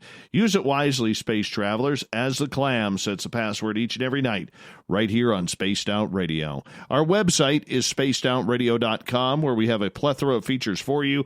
Read up on Captain Shirk's SOR Newswire and rock out to Bumblefoot. We got a ton more features for you to check out as well. For the final time tonight, we introduce our guests from Stardust Ranch, owner John Edmonds. And he has co-written a book with Bruce McDonald from Revolution Radio about the weird, strange happenings of Stardust Ranch. You can find the book on Amazon right now. Gentlemen, thank you so much for sharing your time with us tonight. It's a pleasure, Dave. It's a pleasure to be there. I got to ask you guys, and Bruce, from an outsider's perspective, maybe we'll start with you on this. All right, when we hear of things, whether it's Skinwalker Ranch, Stardust Ranch, or places of this type of ilk, there's always the conspiracy around government agencies, men in black coming around. What have you noticed regarding that and John's story? Absolutely 100% true. The government is sitting on a story that they don't want to give to the public, and you could fill in almost any reason for why. I'll give you mine. I think they have issues of liability that they don't want to share with the public. To my research and to my sensibilities, something happened in World War II. We know from all of the work done on the Nazis and Hitler that there was an ET connection there. It comes through the Vril Society and the Thule Society. A lot of times, Dave, what we call on the planet mystery schools, like the White Brotherhood, the last great master there was Mikhail Ivanov, or the Rosicrucians, or chapters within Freemasonry as well. A lot of times these groups are interfaces, like they're interacting with extraterrestrials. So it's been around for a long time. I mean, the people who are occult literate might know the story of John Dee. the court sorcerer in the 1500s for the Queen of England, and he is reputed to have contacted another race. But something happened in World War II, and they've never told us what really happened. I mean, they hint at it all the time. You've got, professional disclosure people out there now, like Stephen Greer leading the charge with his group. It's some interesting information. Definitely give them a listen, but just stop and realize that this is alien disclosure brought to you by the same people who brought you 9/11 and everything since then. So you should take it all with a grain of salt.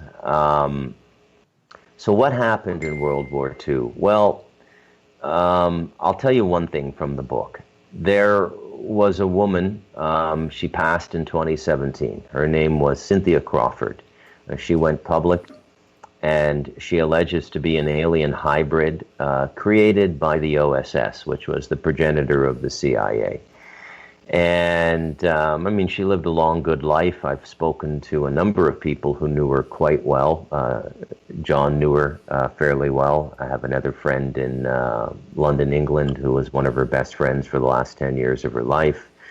But I believe her story is true. I don't think she's kidding. And so the first question you have to ask is, where did the OSS get alien DNA? How would they even do this? How do you create an alien hybrid? We hear this narrative about the gray races, that they may be trying to create hybrids, and I don't really have a strong opinion on that. I would sort of maybe direct people towards Carrie Cassidy and her Project Camelot channel if you want to go deep dive on that rabbit hole. But something happened in World War II, and this alien thing is big now. It's global. Maybe it had something to do with all the nuclear testing we did. Maybe we drew them in. Maybe that was a bell we rang in the universe. I don't know if you happen to see the Batman versus Superman movie, but Jesse Eisenberg played Lex Luthor, and at the end he says, it can't be undone. The bell's been rung, and they've heard it all through the universe. And he had gone through the database on the Kryptonian ship that was from the first movie and found out that, there are all these races out there. So the human race seems to be a focal point for other races right now. There are many positive ones, or if not positive, that they don't hurt us and they don't interfere with our free will and they don't malign our life paths. This comes up in the book as well. So I'll tell you the story now of Cynthia Crawford. She did John a favor, and she hired a woman by the name of Dr. Brandy Howe, who lives in the Arizona area, Phoenix, I believe. And so on July 31st, 2011, Brandy Howe went out to the ranch, and she brought with her two gentlemen, which are natural-born human beings, but they were what you would call walk-ins. They were Syrian walk-ins. And apparently, in this alien cosmology, the Syrians are warriors and warriors of light. And Cynthia had asked Brandy to attempt to clean the ranch. And so I interviewed Brandy. There's a chapter on that in the book. And Brandy described this as a rogue group of grays. There you go. So there's no continuity in these other races as well. If you can have a rogue group, well, then you have a rogue group. So there was an epic confrontation on the ranch that resulted in a mothership revealing itself, not of a gray race, to sort of challenge the gray dominance on that property. It was quite an encounter. It resulted in a bolt of purple lightning coming from the sky, striking the ground. It traveled a couple meters through the ground and up through the soles of Brandy's cork shoes, and she was mildly electrocuted and had memory problems for about 5 years. And there was a little bit more peace on the ranch after that. As a result of that confrontation, the two Syrian walk-ins that she brought with her, one of them was institutionalized. He went crazy. And the other one took his family and went underground. And Brandy told me that all three of them had visits from the men in black. Who they are, I really don't know. Maybe John could speak more to that, but I don't think anybody really knows who the men in black are, except perhaps the humans that are interacting with them. So as a result of that encounter in 2011, John started meeting a lot more benign extraterrestrials. He's met Pleiadians, he's met Andromedans, Arcturians, and he's had the ability to interact and communicate with these people. And it's all physical. Let me explain this. People who think this might be some kind of telepathy or something like that, that's not the case. I always like to give the example of Bradshaw Ranch, because when I was doing the research for this book, the portal at Bradshaw would open up, and they would get things like raptors coming through, the dinosaur, the raptor. And then they would see it for a while, and it would go back into the portal, and the portal would close. And then they would go out with their cameras, and there would be raptor prints physically in the caliche, the hard clay earth of Arizona. So it is physical. So what that chapter in the book does is it leads us into a talk about what exopolitics is and what the human relationship is to sentient life in both our galaxy and the universe. And I'll stop there and let, unless you have any questions, I go over this stuff, I guess, quite quickly, and I'll let John step in and talk about. Well, I got a question for John. Have you had face-to-face encounters with the men in black? Yes, a couple of times. What's that like? It's honestly, I liken it to meeting the Blues Brothers, because that's what they look like. But the skin is very strange. It looks like uncooked chicken. In Arizona, everybody's got a tan because, you can't go outside without getting a tan. And so these guys are absolutely, it's as if they've never been in sunlight before. They also have kind of a weird, it's just weird. They have shiny skin that looks like uncooked chicken. That's the best way to put it, except they're dressed in black suits with hats and sunglasses. And, quite frankly, the first time that they appeared, I had a friend over, and we were cleaning my gun collection on a picnic table under the carport.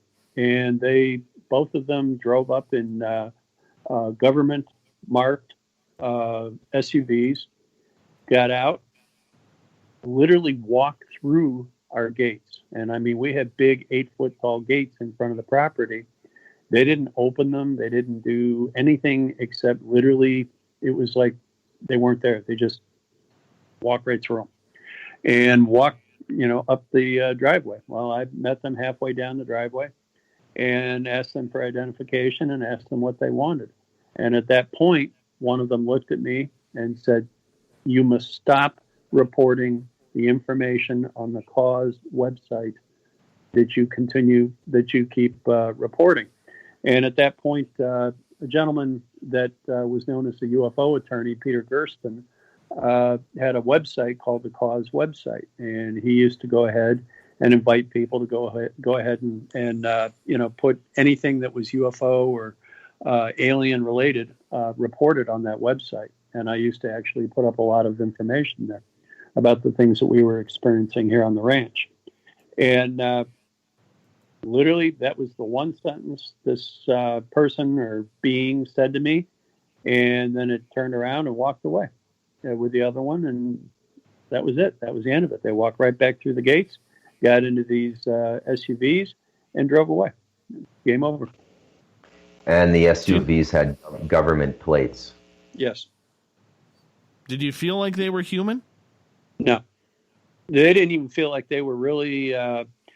they didn't seem like they were ETs either. I almost felt like I was dealing with some kind of... I don't know what to call it. It clearly looked human, but it didn't act human. It didn't seem human. It's just a very bizarre experience. And I've had that experience twice here. And both times they were almost identical. What do you think they want? Were they investigating you? Were they just letting you know that that's that they were familiar with whom you are or the ranch? What do you think the purpose was? I think it was probably to try to scare us. So much of the things that have happened here, the only purpose for doing those things that I can see would be to try to scare us away. And the fact that that's never worked, I think that probably, they just keep trying to do it for some reason. They have a limited bag of tricks.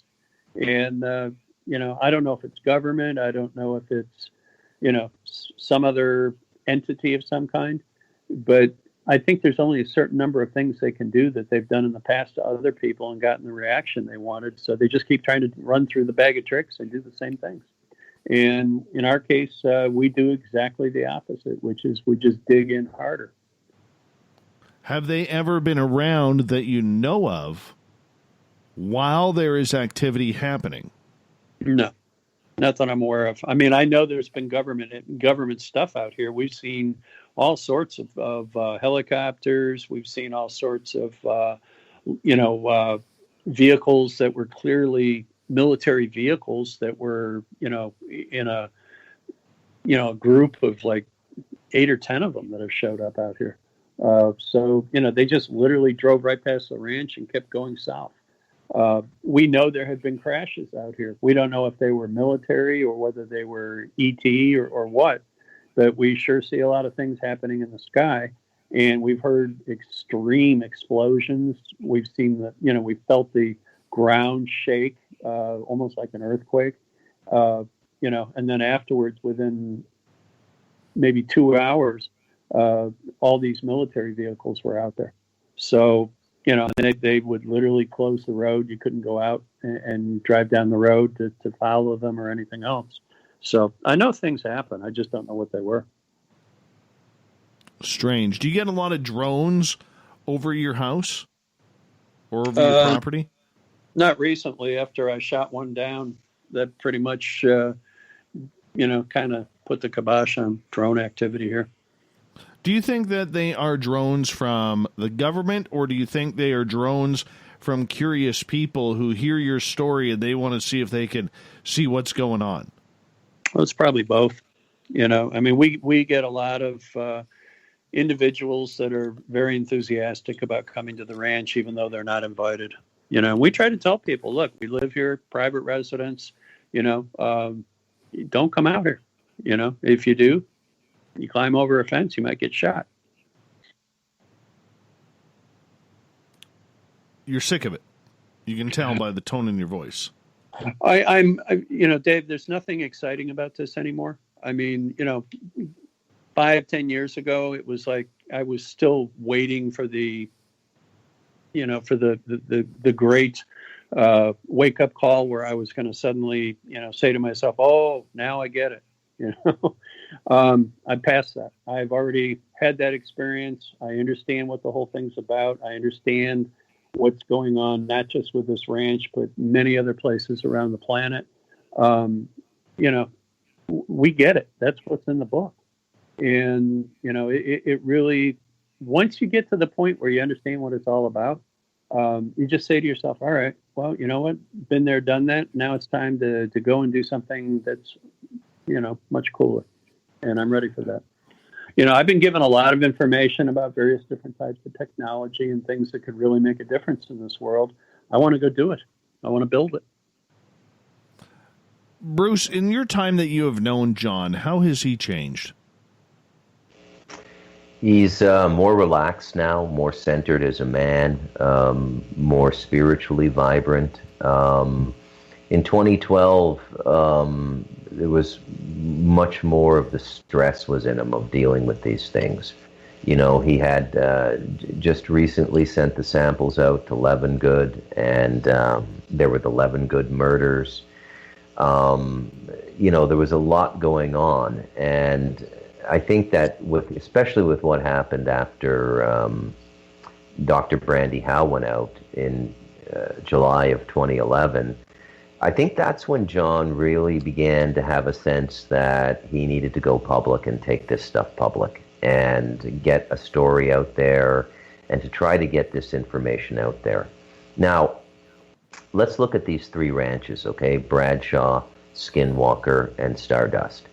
Bradshaw got shut down, and it is completely fenced off now and guarded by soldiers claiming to represent, I believe it's the Department of Forestry.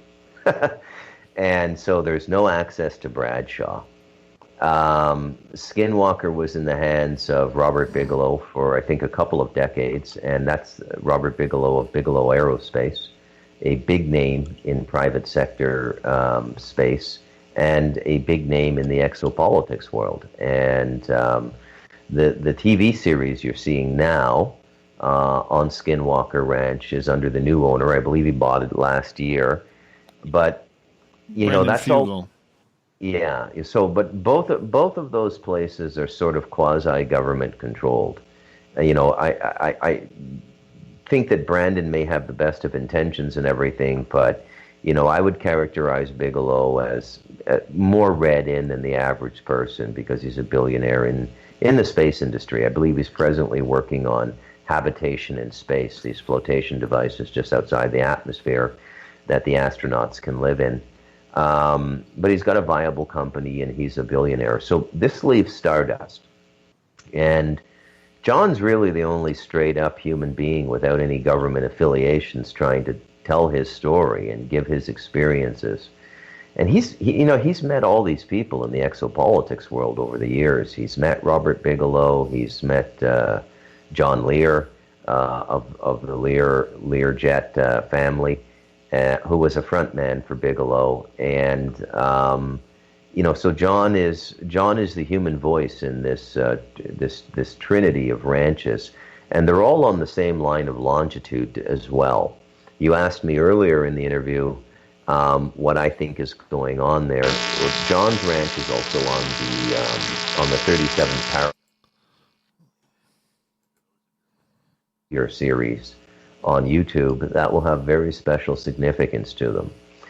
So there's things going on this earth that we don't understand. You know, scientific and government circles understand it. I believe some occult circles, like I talked about earlier, the mystery schools, some of them understand it. Chinese Taoism understands it through the meridians in the body, and they understand, the Taoist masters, that the earth, the human body is a fractal of the earth. The earth also has nodal points and meridians. Right. So John and Joyce have just been through the grinder for 23 years. And, you know, I don't know if I would go public if I owned a ranch like this. But then you have this question of conscience, too. Can you sell it in good? Do you have to tell, oh, by the way, this ranch is alien infested? You know, and, you know, that's why we've taken 5% off the asking price. Like, how do you sell that? So if you look at life and you look at a person's fate in life from the Greek sense of the word fate, I believe that John was sort of fated to live on this ranch and do this work he's doing. And it's thankless, man. It's thankless, and you get beat up. We didn't put any pictures in the book because the pictures are horrifying. I've seen the pictures of the horses. I saw the picture of one of the Rottweilers. We're not trying to do a snuff book. You know, we're not trying to shock or tittle people like, you know, like some TV program talking about ghosts or something. We're trying to really discuss the phenomenon in a rational way. And this is how I would describe. This is how I Bruce, would describe. I got to cut you off there because it's time for me to wrap this thing up. John Edmonds, Bruce McDonald, thank you for coming on Spaced Out Radio tonight. Really appreciate your time. Coming up next, we have the SOR Newswire and the Thought of the Day. Stay tuned.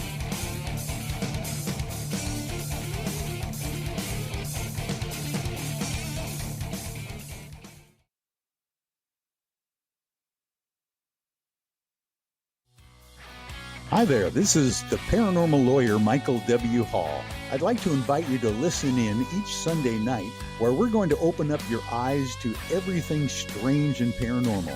I will be hosting some great guests with topics that affect us all, such as UFOs, ghosts, and everything paranormal. Let's learn together on Spaced Out Radio Sunday with myself, Michael W. Hall, the paranormal lawyer at spacedoutradio.com. You wanted new SOR gear, and now you can have it. The SOR Vault is fully stocked with t-shirts, hats, hoodies, mugs, and everything in between, with great logos for you to choose from. So head on over to spacedoutradio.com, click on the SOR Vault, and go shopping. Pricing is quite affordable, and you can look good representing your favorite show. So go to our website and pick up your new SOR wear at the SOR Vault today.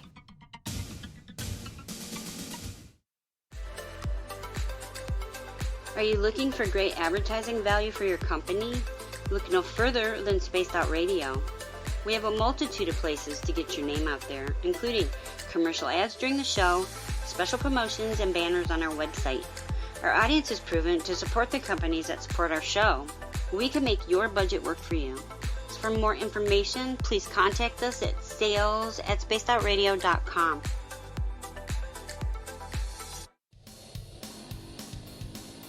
We all know on Spaced Out Radio we love a good beard and mustache, so why not take care of your facial hair with Mighty Moose Beard Oil? Made in Canada, we're taking care of beards and stashes around the world. We use 100% natural ingredients with our oils and balms to make your whiskers feel silky smooth. Use promo code SOR2019 at mightymoosebeard.com today.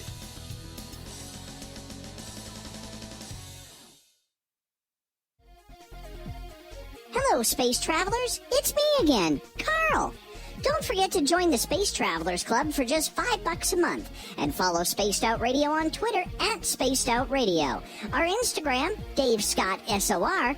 Our Facebook page is Spaced Out Radio Show. Our archives are free at youtube.com/Spaced Out Radio. Come woo it up with Spaced Out Radio today.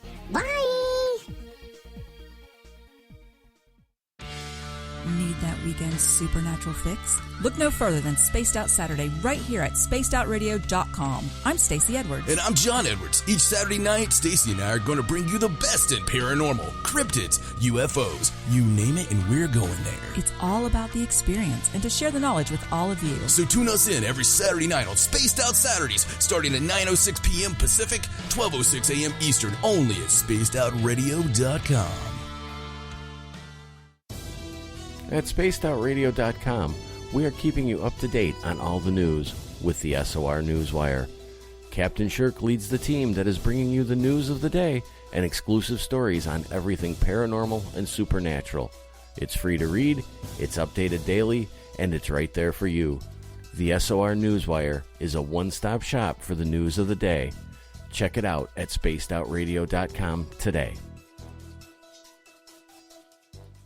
Hello, this is your guitar man, Ron Bumblefoot Thal, and I have to tell you, I love the response I get for Little Brother is Watching from Spaced Out Radio fans. It's amazing how music can inspire and make people think deeper about what's going on in the supernatural world.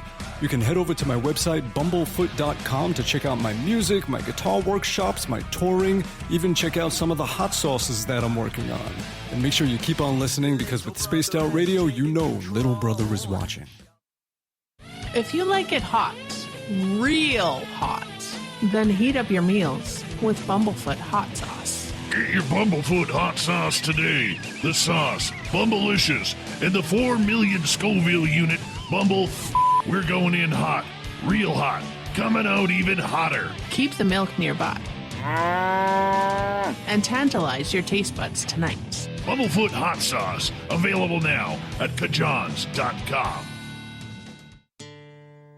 Hey, Spaced Out Radio fans! It's John Resig, founder of the Chive and Chive Charities. Our goal is to make the life of veterans, first responders, and those with rare medical conditions 10% happier. We do this by donating one grant item, ranging from dance to therapy programs to prosthetic limbs, to those who need it most. To contribute to Spaced Out Radio's official charity, head over to chivecharities.org and become a donor today. We're adding to the entertainment online for Spaced Out Radio.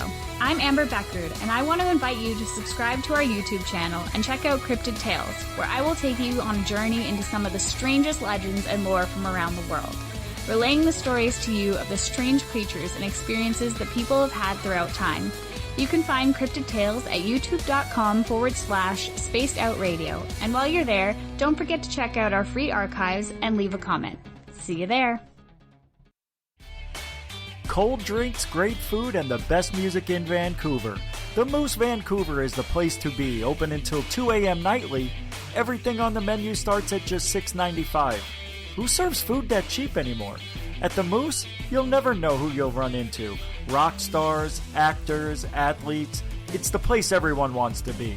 So join us at the Moose Vancouver, the official party bar of Spaced Out Radio.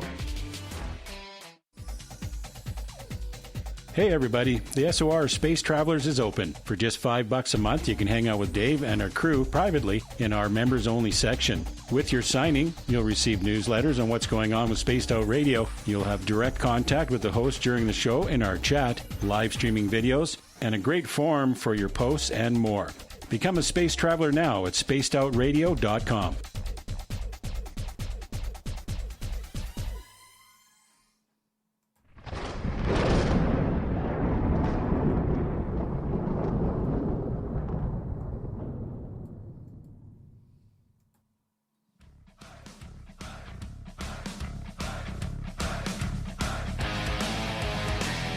We've rounded third. We're heading for home tonight on Spaced Out Radio. I am your host, Dave Scott, hanging out with all of you from the Captain's Chair of SOR headquarters. Thank you so much for joining us. We really do appreciate you taking the time. We want to remind all of you that if you missed most of this show or others, you can check out our free archives at youtube.com/Spaced Out Radio. Just do me the favor, hit that subscribe button. Our website is spacedoutradio.com, where we have a plethora of features for you, including rocking out to Bumblefoot and reading up on Captain Shirk's SOR Newswire, and so much more. Reminder, if you want to catch the show live, you can watch us on YouTube. Yeah, we're live there. You can see my nasty-looking mug all over the place. Yes, I survived hockey. And follow us on Twitter at Spaced Out Radio for the show, and Dave Scott SOR for my personal handle. Speaking of the news, let's get to it, shall we?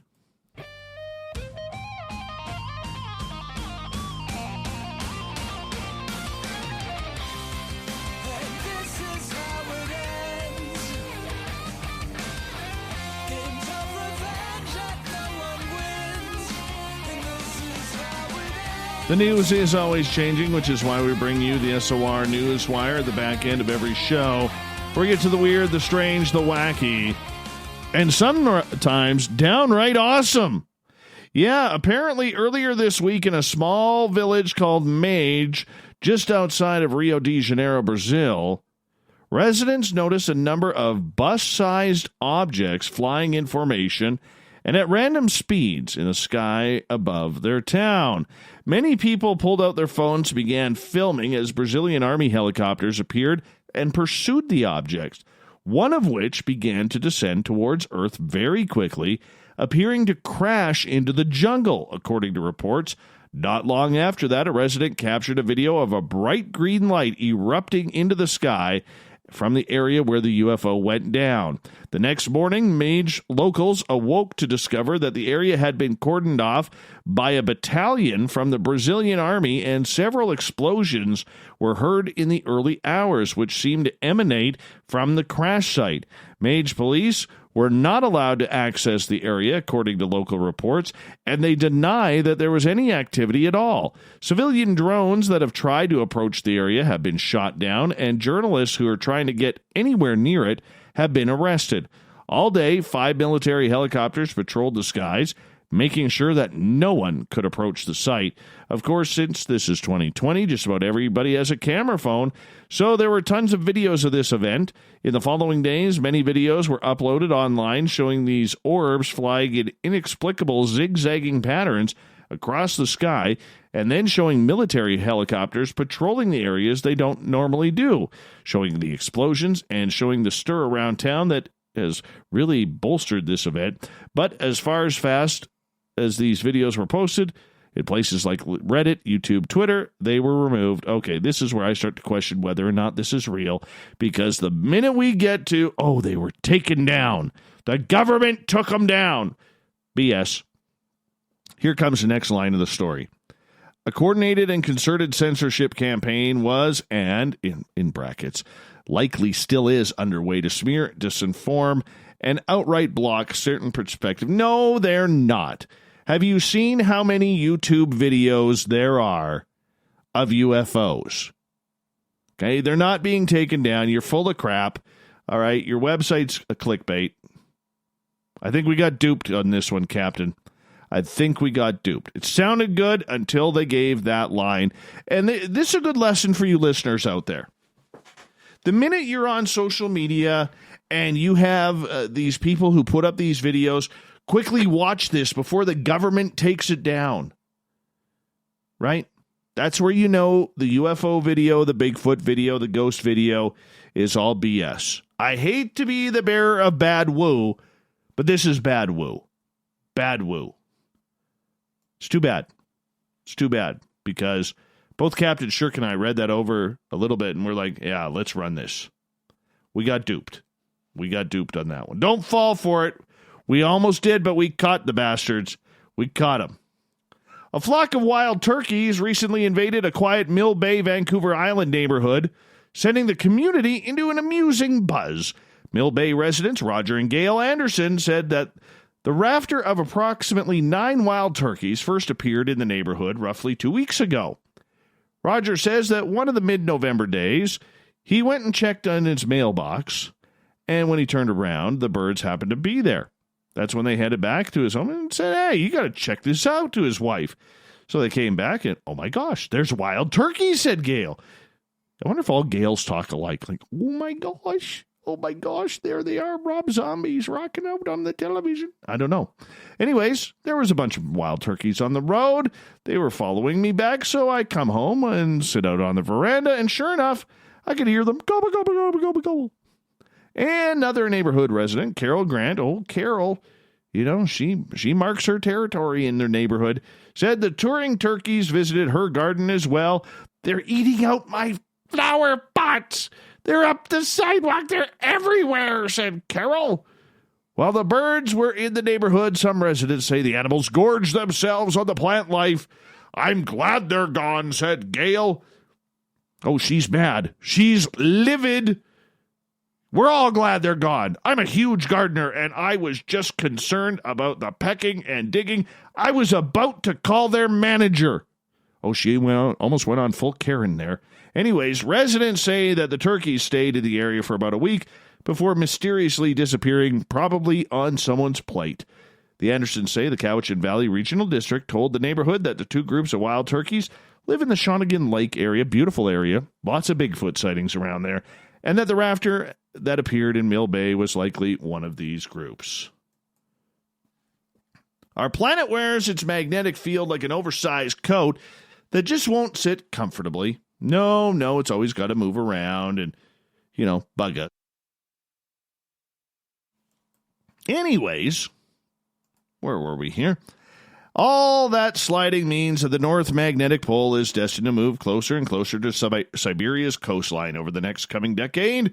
There's no conspiracy behind it, but the geological forces responsible have been something of a mystery. Are you kidding me? You mean David Icke isn't going to say that the reptilian aliens have moved this over to cause an ice age?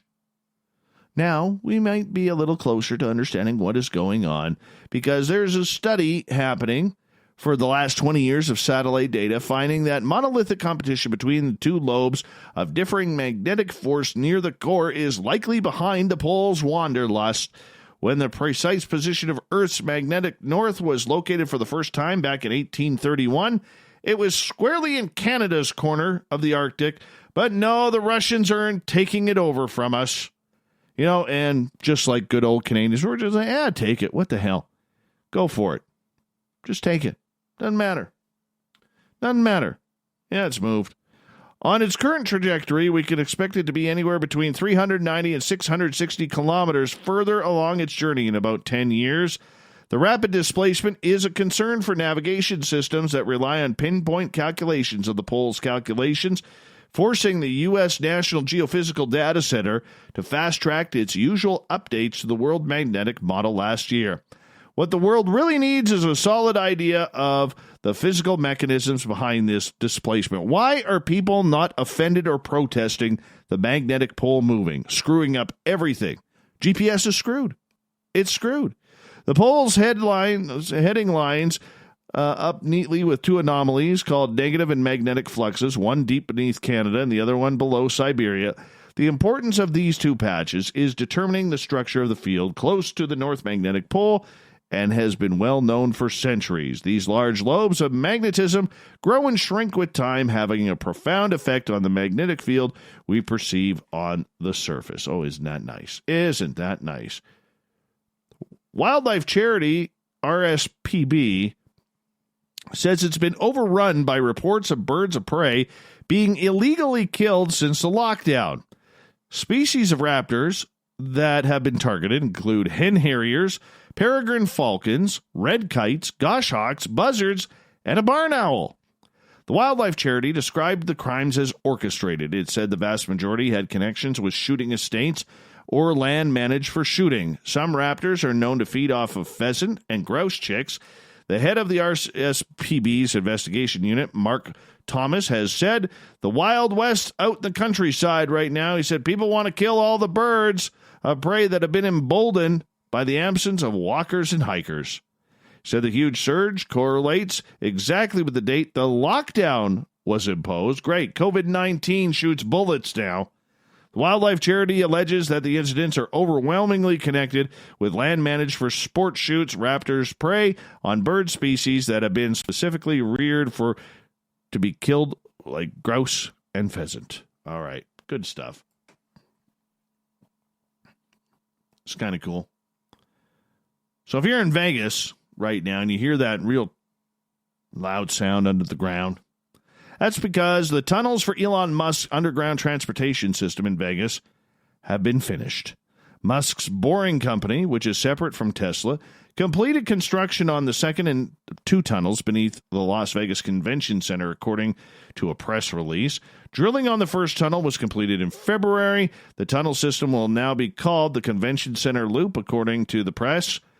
Once it's complete, people will be able to travel across the 200-acre convention center in less than 2 minutes in all-electric Tesla vehicles. There will be 3 stations in the convention center where the people can get on the loop. The convention center itself is in the midst of a 1.4 million square foot expansion. The expansion is more than 80% done and is expected to debut in January 2021.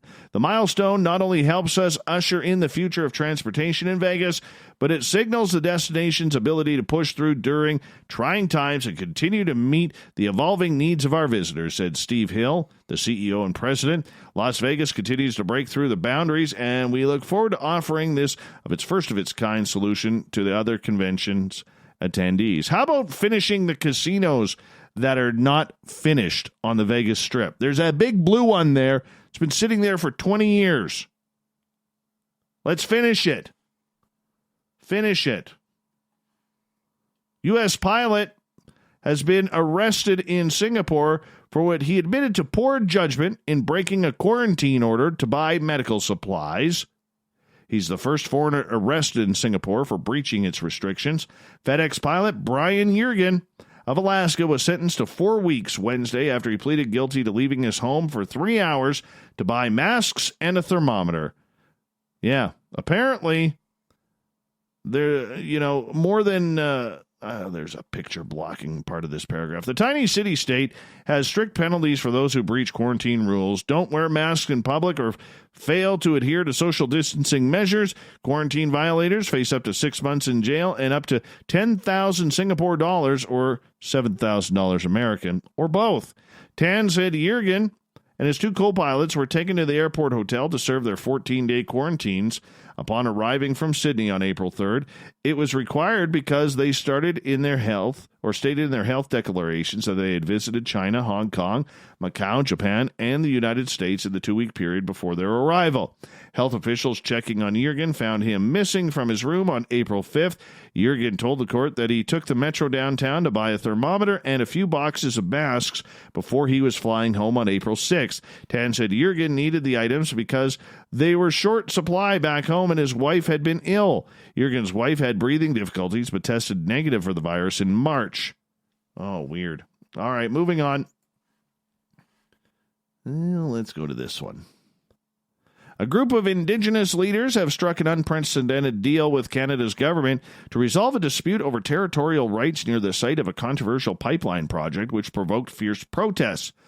At a virtual signing ceremony Thursday, hereditary chiefs of the Wet'suwet'en people agreed to a memorandum of understanding with the federal government and the province of British Columbia. The landmark agreement, many hope, will grant the Wet'suwet'en title rights to 22,000 square kilometers of territory. The planned talks follow a wave of protests across the country in February to support Indigenous activists in remote camps attempting to block the construction of the Coastal GasLink pipeline. The three-way agreement also marks a rare decision by the federal government and provincial governments to negotiate directly, bypassing a costly and fraught treaty process that typically takes decades moving through various levels of negotiation. The relationship between Canada's federal government and First Nations is still governed by legislation drawn up in the colonial era, but ambiguities within the Indian Act leave ample room for confusion over rights to land and who speaks for the Indigenous people in the country. Interesting. And finally, a surprise witness on a street in Mexico captured a video of a surreal moment. A loose tiger was lassoed by a man wearing a cowboy hat. Oh, yeah, this film is awesome. The safety of the passing vehicle in a suburb of Guadalajara, Jalisco shows the tiger walking loose down a sidewalk while three men chase it down and lasso it. One of the men, of course with the lasso, had a cowboy hat on, giant belt buckle, looked like a hubcap. When then he pulls out a frame, authorities confirm they received witness reports about the loose tiger and its pursuers, but the big cat and the men were gone from the area before the police arrived. It's a great clown tonight, Marty. Fantastic clown. Cute clown. Thought of the Day happens every night at this time, where we, put a question up on our Facebook and Twitter pages, then read your responses on the air because we love the audience participation around here. Today's Thought of the Day: what would you do if you found aliens in your house or your bedroom? Marty: I'd call the pest exterminators. Nathan: help me fix this 3D printer. Let's use your stuff to fix it. Come on, aliens, help Nathan out. Canadian Joe: I'd ask them if they had intimate knowledge of Whitley. Oh, isn't that nice? Spookles the cat is chasing after him with a baseball bat. Graham: I can only tell you in confidence, Dave, my good friend. Ryan: I would interview them and report it to my Experiencers Support Association. Jules: next time I will have to try to be more hospitable. I generally stare in the frozen silence until they decide to leave. So far, I am counting all paranormal visits in this because it's all phenomena. Eric: shoot them, probably. If I were honest. Just like if somebody broke into my house. Wait, they just did break into my house. LOL. Besides from freaking out. Heidi: hopefully they're coming to take me away. Redheaded Jeff: roles would be reversed. Anal probe them. Oh my, Jeff. Oh my. Lloyd wants to tickle them. Brett says, probably think I was smoking too much of the Washington greenery, then pass it over. Hey, sharesies. And Peter: break out the Weiser's whiskey and roll up an alien doobie. Okay, you can do that. You can totally do that.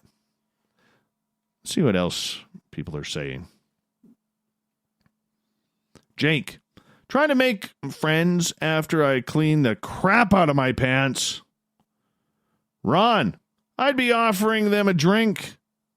Tara: I'd talk with them. Heidi: I'd put Spaced Out Radio on the Sonos, ask them if they wanted a cup, and tell them that they had some explaining to do. Brad, down in Texas: what did you do, Dave? I did nothing. Chris: I'd make them sign a lease and pay rent and utilities. Robin: play Whoop, There It Is from Tag Team and have a dance competition. That's actually kind of funny. Melinda: check my clock because I'm about to have missing time and demand they leave evidence. No evidency, no takey.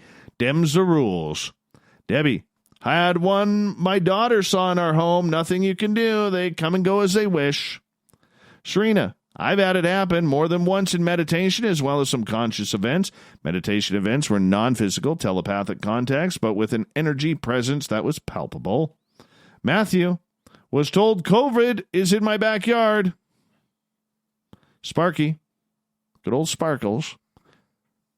Not move. Try and communicate telepathically. If that didn't work, I don't know past doing all I could do to stay calm. Jeanette, I photographed them and wrote about it because I'm tired of people being in denial that they are some interdimensional. Gayleen, undocumented workers? My husband would have a fit. Oh, that's funny. Kelly, they better be doing dishes or laundry or something. No free ride in my house. They better be willing to get to work on the piles of work that there is while I'm getting Whitleyd. Kevin, I would present them with a pair of jammies to don, kneel beside, and pray together for galactic peace. Oh, Rick, run out of there screaming like a baby. Brandy, take them for a ride in my bike basket, of course. Kayla, I'd ask them if they brought toilet paper. Oh, these are brilliant. Oh, these are brilliant. Doug, own the first ever pair of alien skin boots, might even make a hat band. Of course, if they knock first, it's another story. Thank you for everybody participating in the Thought of the Day. We will do it all again very, very soon, because that's what we do around here for every show. And we want to say a big thank you to everybody participating on our Facebook page and Twitter for doing that. And a big thank you to Captain Shirk for putting the news together, hanging on out, and keeping us up to date what's happening in the world tonight. Thank you to John Edmonds and Bruce McDonald for coming on in, talking about Skinwalker Ranch. We got Mr. Ron Bumblefoot Thal rocking in the background with Little Brother is Watching. Bumblefoot is the official music of Spaced Out Radio, rocking us in and out of every single show. Get your horns up for the guitar god himself. Special thanks for everybody listening in at home, at work, in your cars, wherever you may be. Thank you to everyone participating in our chat rooms on Spreaker, YouTube, LGAB, Revolution Radio, Facebook, the SOR Space Travelers Club at our website, and on Twitter for all the snarkers and snarkettes on hashtag Spaced Out Radio. You've been absolutely beautiful tonight.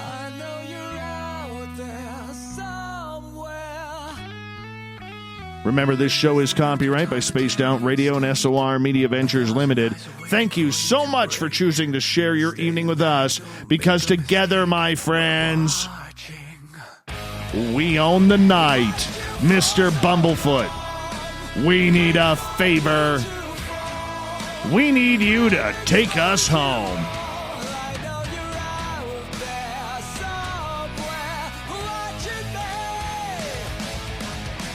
Have a great night, everybody. Remember, your ticket never expires on the Woo Train. Your seat is always available. And the conductor is always ready to drive down the tracks. Come join us, will you? Tell a friend. Good night.